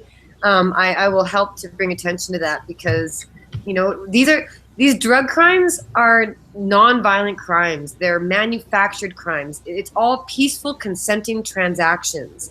You know, nobody's being forced at the point of a gun to buy marijuana and use it. Nobody. So it's just the government criminalizing consenting transactions, and that's wrong. That's unjust. And if you do no harm, you can die no hurt nobody. And when we're helping people and the government's hurting people. True. Yeah. Well, they have their specific, what they call illegal drugs, and those are disruptors to their system. You know, just the same way the Bitcoin technology that, you know, can't be traced and can be used in a way to buy anonymously through the deep web. It created an agenda or a platform or a mechanism that the agenda absolutely fears, because it would crumble their very foundation if it could take place of control. Absolutely. And that's why you were saying earlier, you know, it's true, like this is a fight for freedom. And I'm sure that if a lot of us found tomorrow that all of a sudden all rights for cannabis for all people were available, we would probably sniff out other things that weren't free, that should be free. You know, cannabis is easy to get behind, but it sure seems like if they give it to you to placate you, I sure wouldn't want to stop, especially when I hear stories that go deeper than just our cannabis activism has taken us, but these great disruptive technologies like cyber cryptocurrencies and the dark web. Let me say a quick thing about the private prisons. Judges and prosecutors are allowed to invest in them on Wall Street. So there's, you know, that's just one thing, but it's such a conflict of interest. They do. So yeah, not just that they can. And they do. Yeah. Yeah, and they control how they make that money. And I'll tell you a firsthand story. My friend Pedro Smiley, a glassblower from back in the 90s, he got into some trouble at a fish show. He was asked he wanted to find a ticket, and the person who had the ticket said he wanted to get a tab of ecstasy. And my friend Pedro didn't have ecstasy, but it was fish lot. So he was like, I'll find you some ecstasy. Just hold on for a second. And he went literally 2 people over and found a little pill of ecstasy. Instead of bringing the guy over, bought it and then brought it over and traded it with the guy. Well, that was a federal agent, and he was brought into a van and he was offered freedom if he gave up 3 people, which he refused to do. So he ended up getting a couple of years for this transaction, and he had to serve it in this particular, I think it was in Deer Creek, Indiana, where he had this thing happen. Noblesville, Indiana. Yeah, Noblesville, exactly. So he ended up there for a couple of years, but this was the crazier thing. This is how he found out about the judge and the prosecutor both being involved in this prison, because he got sent home back to Oregon, and they basically called him months later and said, oh, there's been a mistake. We need you to come back and serve another 6 months. And he did a little research and found out that the judge and the prosecutor both invest in this private prison, and that the prosecutor often asks for the most time, and that the judge often gives it because they both get paid. Yeah, inventory. Gotta have that inventory. That seems just too, that seems like that could not happen. I mean, that's so flagrantly, right? Like, you don't even have, that's not like a deeply hidden government secret. That's just like, you could find that shit out with human trafficking, like I said. It's human trafficking. That's what it is. Absolutely. And it reminds, it's kind of like how here you've got the police raiding dispensaries and they go, Well, by the way, you can buy marijuana if you go to these companies that our pensions are invested in. Go buy stock in the weed ticker. Go buy stock, go buy weed. These companies are happy to grow it. So you right now, I could go buy stock in a marijuana growing company that was started by cops and politicians. And meanwhile, I'm still facing jail time for not even growing pot. It's absolute madness. But again, as this goes on and as it gets worse, people see the hypocrisy. And, we've got a great column in the paper here where the journalist said, this is clearly a corporate takeover. This is an attempt to push out the pioneers, take what they built. It's absolutely corrupt. But I don't think anyone's surprised to find out that government is corrupt and evil,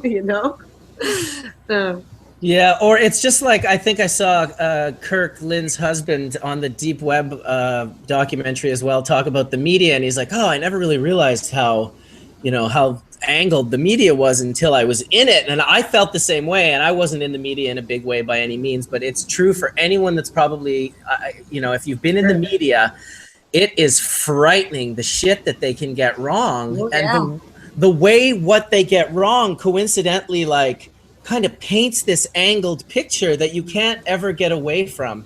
Right. And then you have to then wonder, every article you read, even if it's like, firemen rescued a kitten from an oak tree on Smith Street. And you're like, was it really an oak tree? Is that actually right?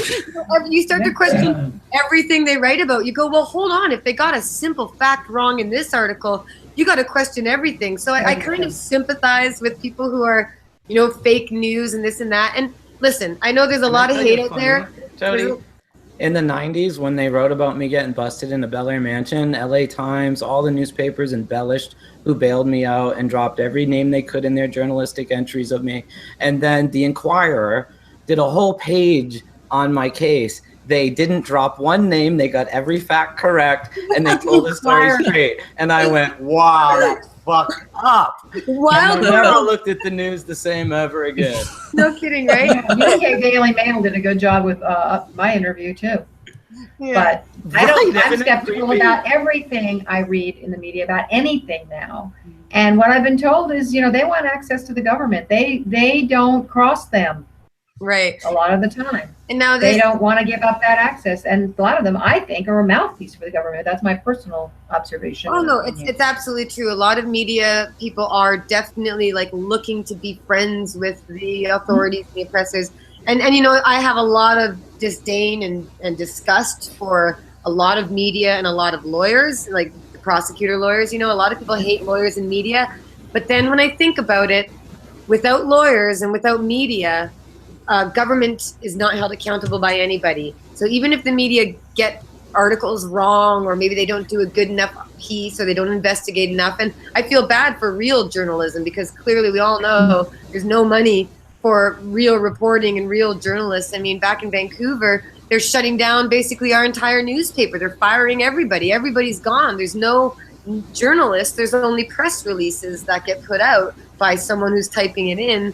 But at the same time, without journalists and without the media and without lawyers, our movement and our cause couldn't possibly win. It's lawyers who won court challenges for us to have more marijuana access. It's media that gives us the opportunity to share the truth. So back, 15 years ago, all the news stories about pot were negative and lies and reefer madness. But nowadays, it's, you can see a lot of good news. You see articles, we get our chance to speak. So, the media and lawyers and money are all just tools, and you can use them for good or for evil.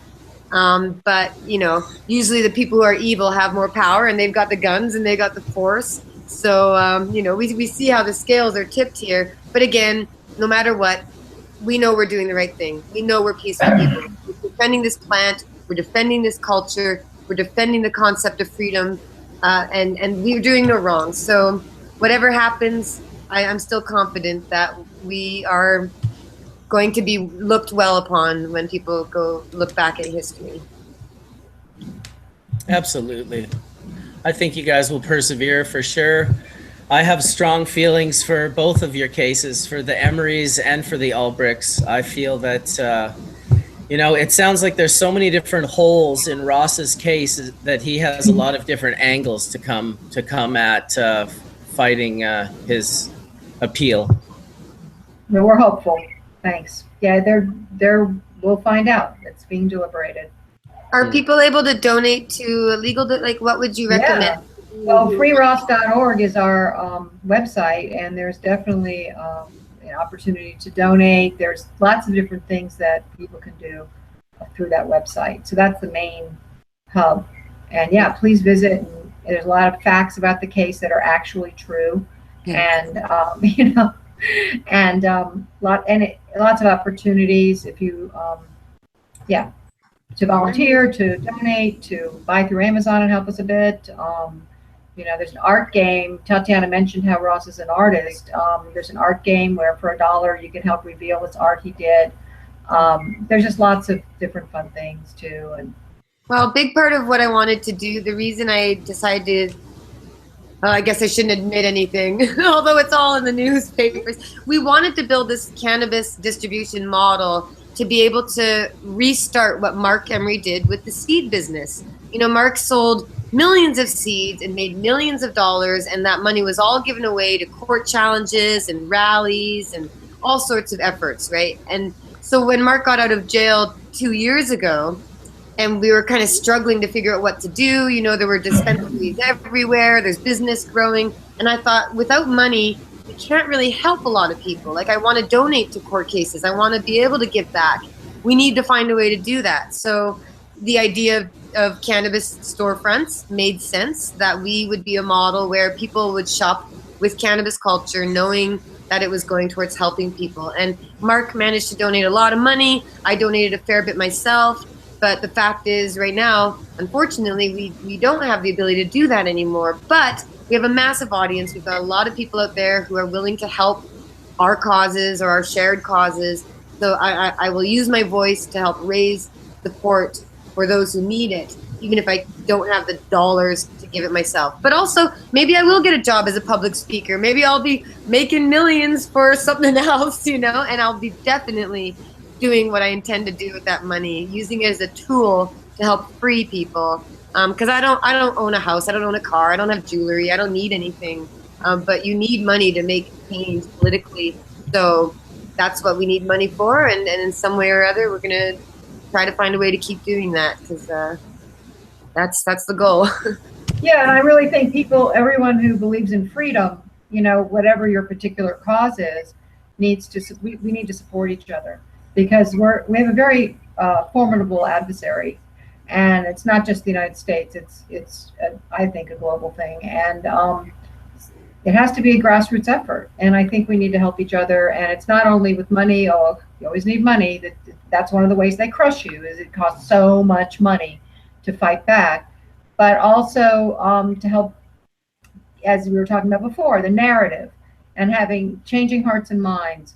And that, of course, does lead to support financially, but also just getting the word out and helping each other get the word out. And so I really appreciate being on this show, because, you know, that's part of it. And to have people realize that this is bigger, like you said, than getting to smoke pot peacefully. It's about freedom in general, and how that is being eroded very rapidly, and through the drug war and other means.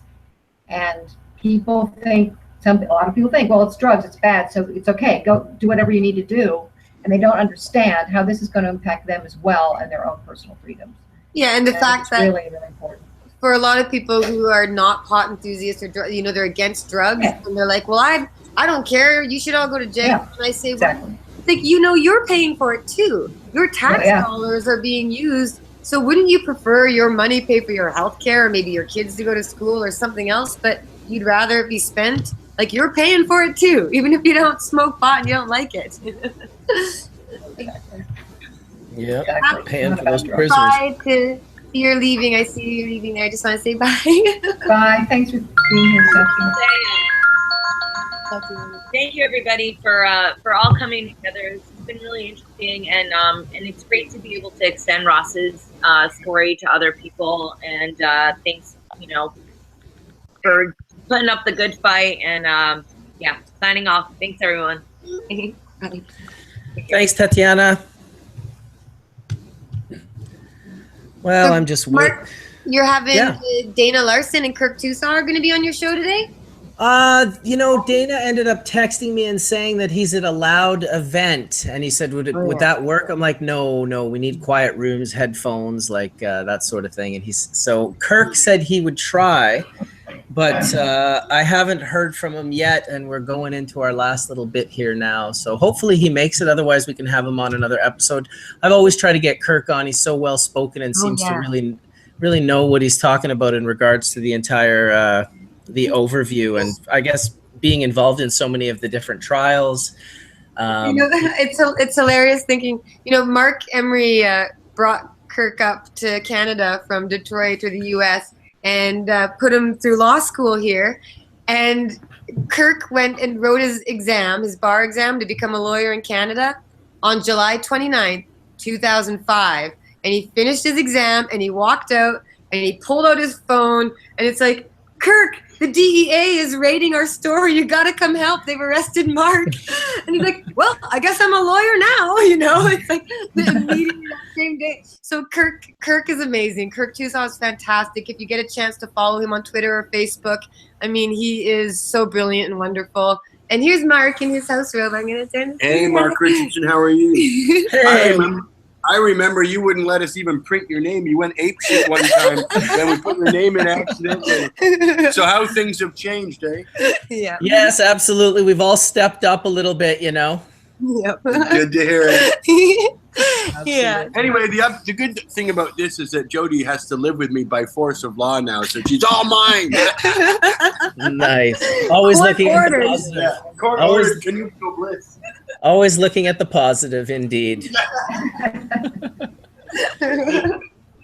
Oh, wow. Yeah. Well, thank you so much, Mark, for giving me the chance to speak to your audience. I mean, everybody knows Hash Church is huge, and I'm sorry that I'm not often on the show smoking hash. And right now I'm prohibited until I get my license. But once I get my license, wait, are you legally allowed to consume hash as a Health Canada patient? I don't know. Is that allowed now? I guess Absolutely. so. It Good. is. All right. Well, I'll come to Hash Church with my hash pipe once I'm legally authorized to do so. Excellent. Sounds like a plan. We'll keep in touch for sure. And thank you so much for coming on and sharing your guys' story. Awesome. And I see a lot of familiar faces down there, Todd. It's awesome to see you. I mean, Mark and I can't travel. Is that Todd McCormick? Yeah. Oh, hey, Todd. How are you doing? So, Mark and I, unfortunately, we can't travel right now. Todd's great. Hi, Mark. I'm thrilled to see what you're both doing. Honestly, I really, really love it. I'm sorry to see you both going through it, but I really love you doing it. Every decade, the government takes my business away from me. They took the seeds away. So now they're taking our chain of stores away. But you know what? It's just another day in paradise. And Todd, it's funny when you just mentioned that you got arrested in 1995, and I'm thinking, I was starting grade 5 then, so props to you, longtime warriors. Not to age anybody. The funny thing is Todd doesn't look older than he did. Yeah, you must be using some sort of hemp oil, hemp seed oil. It's hemp seed oil. I use a lot of it. That's how I got into it all. I read Jack's book and I didn't believe shit because I was a cynic. And the more I learned, the more it blew me away. And But getting raided and arrested the first time sucked. And it was uncomfortable, but I did have to make a conscious decision that I was going to continue to do what I thought was right. And I've always admired that in you, Mark, and you know it. And Jody, welcome to the club. I don't know what to say. Hey, are you guys in Spanibus right now? No, I'm not. 18 is. Oh, okay, great. How's it going this year? Everyone's missing you. Everybody was anticipating you guys to be there, but it's been I was supposed to be opening up a club there. Now I can't leave Canada, so that's unfortunately going to get canceled. But you're sorely missed, both of you, and I know everybody sends their love and respect and appreciation, needless to say. But fight the good fight, be strong. Everybody's with you, and we send our love and appreciation. Head high. Awesome. Yeah, thanks, man. Thank you. Sweet. Thanks so much, Mark, and everybody else. And then I'll share the free Ross link very soon here. And thank you so much. I'll get you guys in touch with each other, Jody. Okay, that'd be great. And I so nice to meet you. A lot of Todd's dedication to me when I got my Lifetime Achievement Award in Amsterdam. I think about that often. Thank you again, Todd.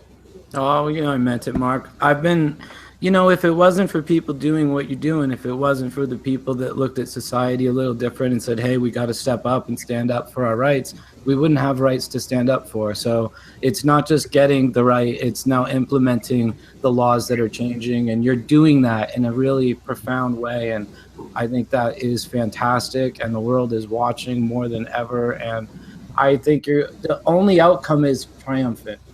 I don't see any other way this could work out other than prohibition failed and things get set on the path of correct. And that won't happen if we don't stand up. And I love that you're breaking the system.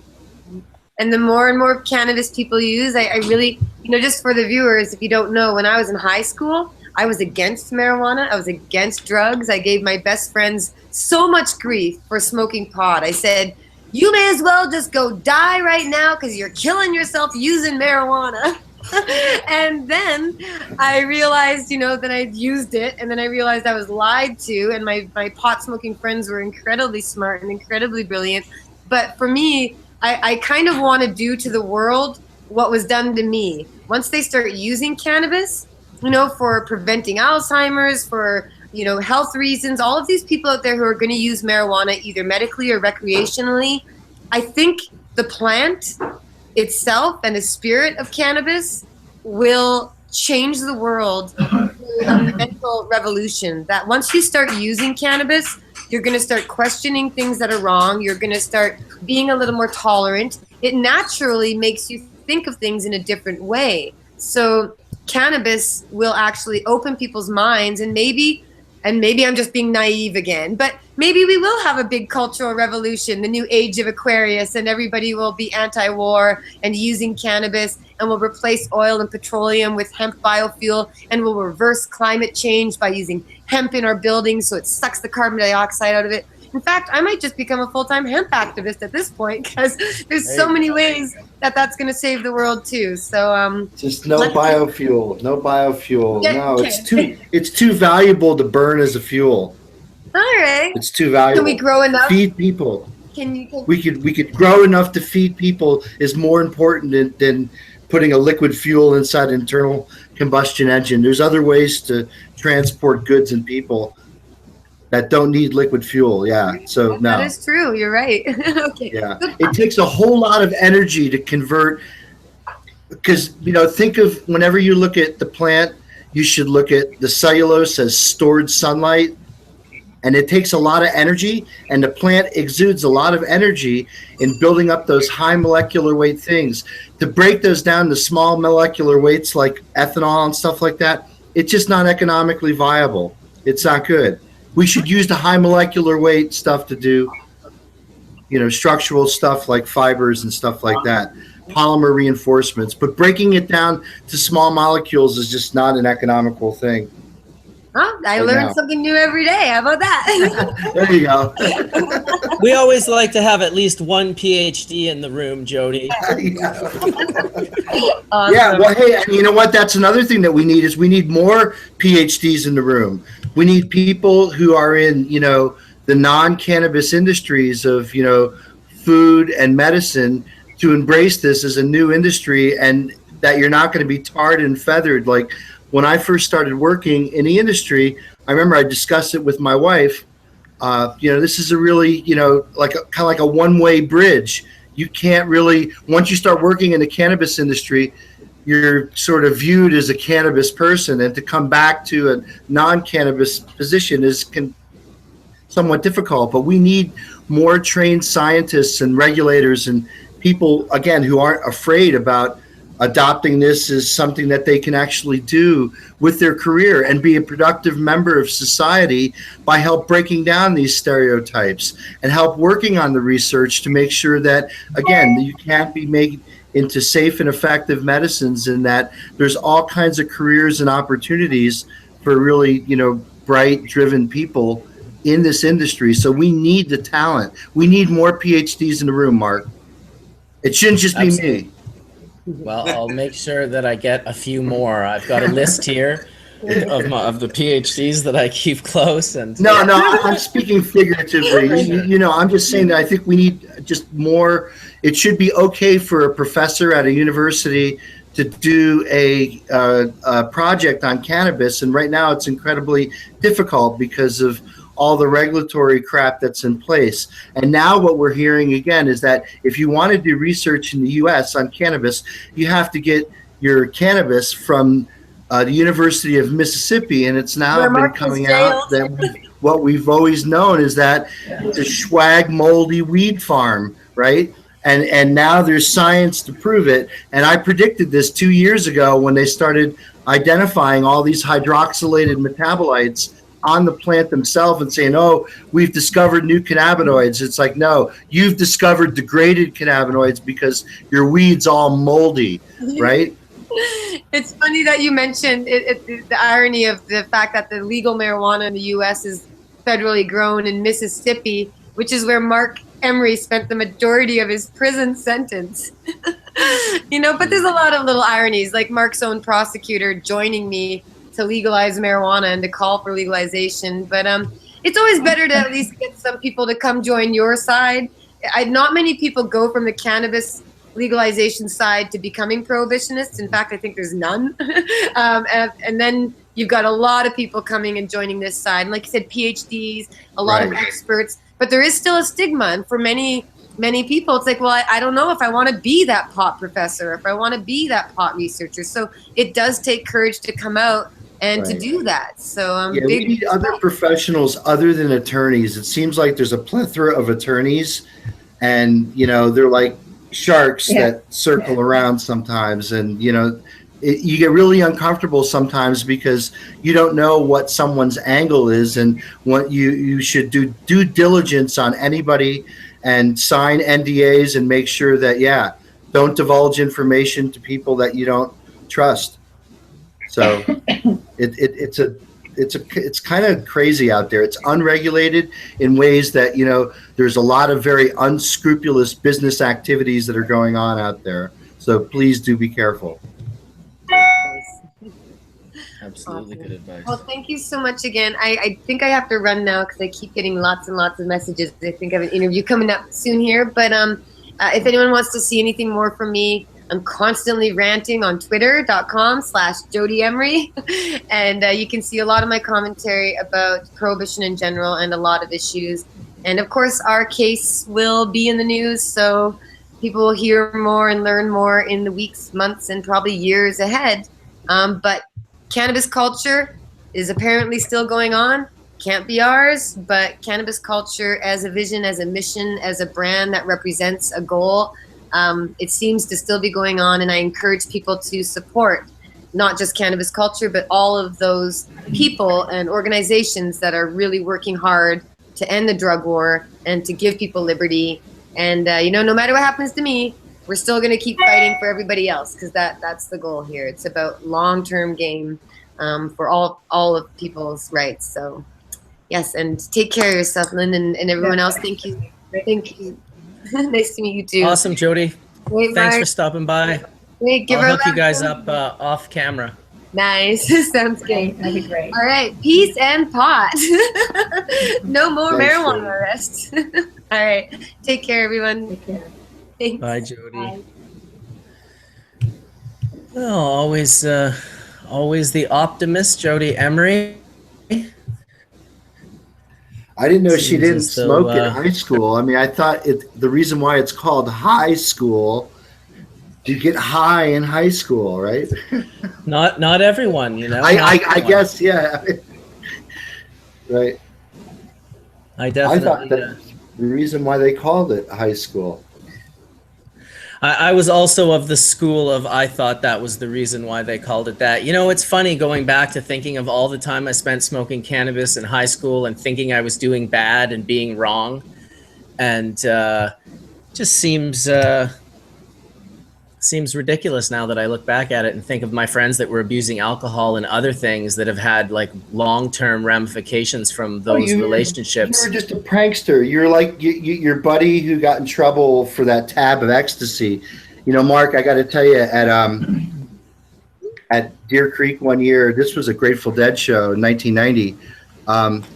My girlfriend, who's now my wife at the time, was traveling with me, and we had her friend who was, I think, 17 years old or maybe 18 years old. And yeah, I mean, she didn't have a ticket, so she was outside the venue. So my wife and I had gone in, and she was sort of sitting in our car and just had a sign saying, looking to trade for a ticket. And, you know, a guy on a bicycle came up, knocked on the window. She's like, hey, what's up? And she's like, well, hey, I was looking for a ticket. Do you have anything to trade? And she's like, well, I got this, you know, this bud or this nug. As soon as she took out anything from her pocket, yeah, cuffs on her right away. She got hauled away and left a note that she was at the jail bus.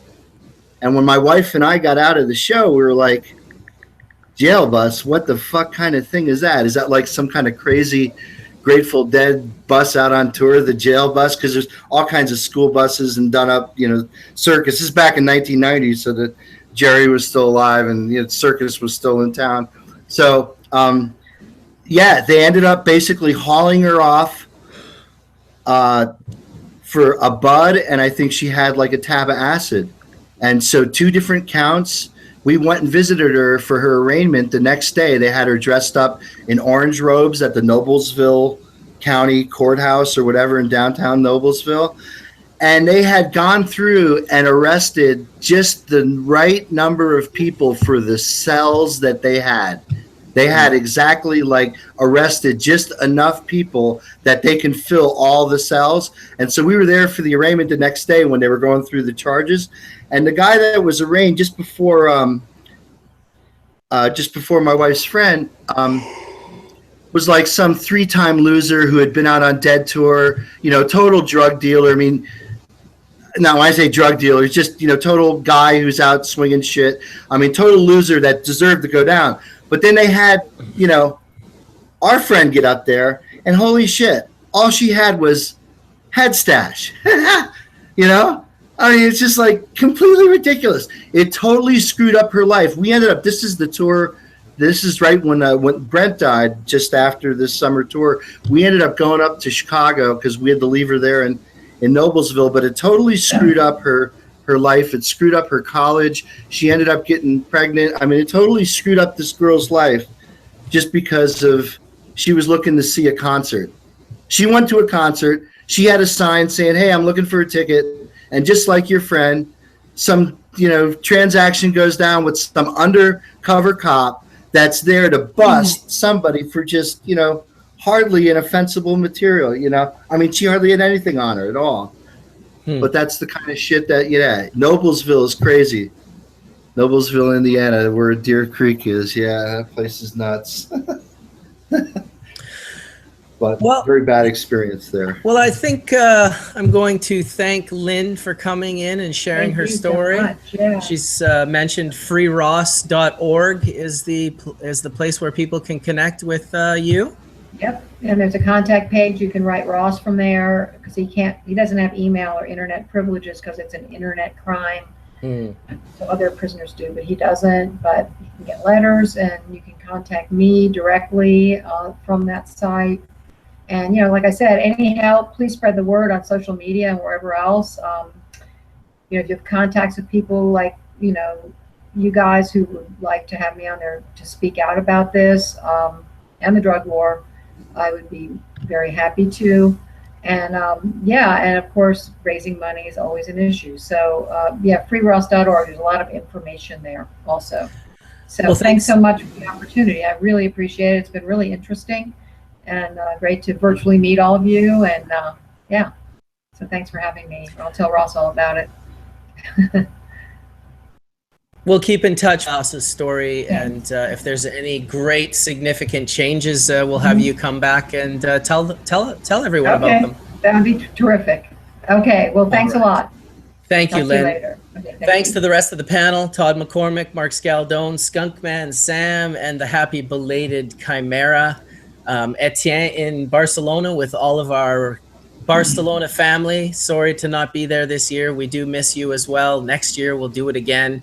And of course, D420K finishing it off with a bong rip. Thanks, everybody. We'll talk to you next time on Hash Church. Peace.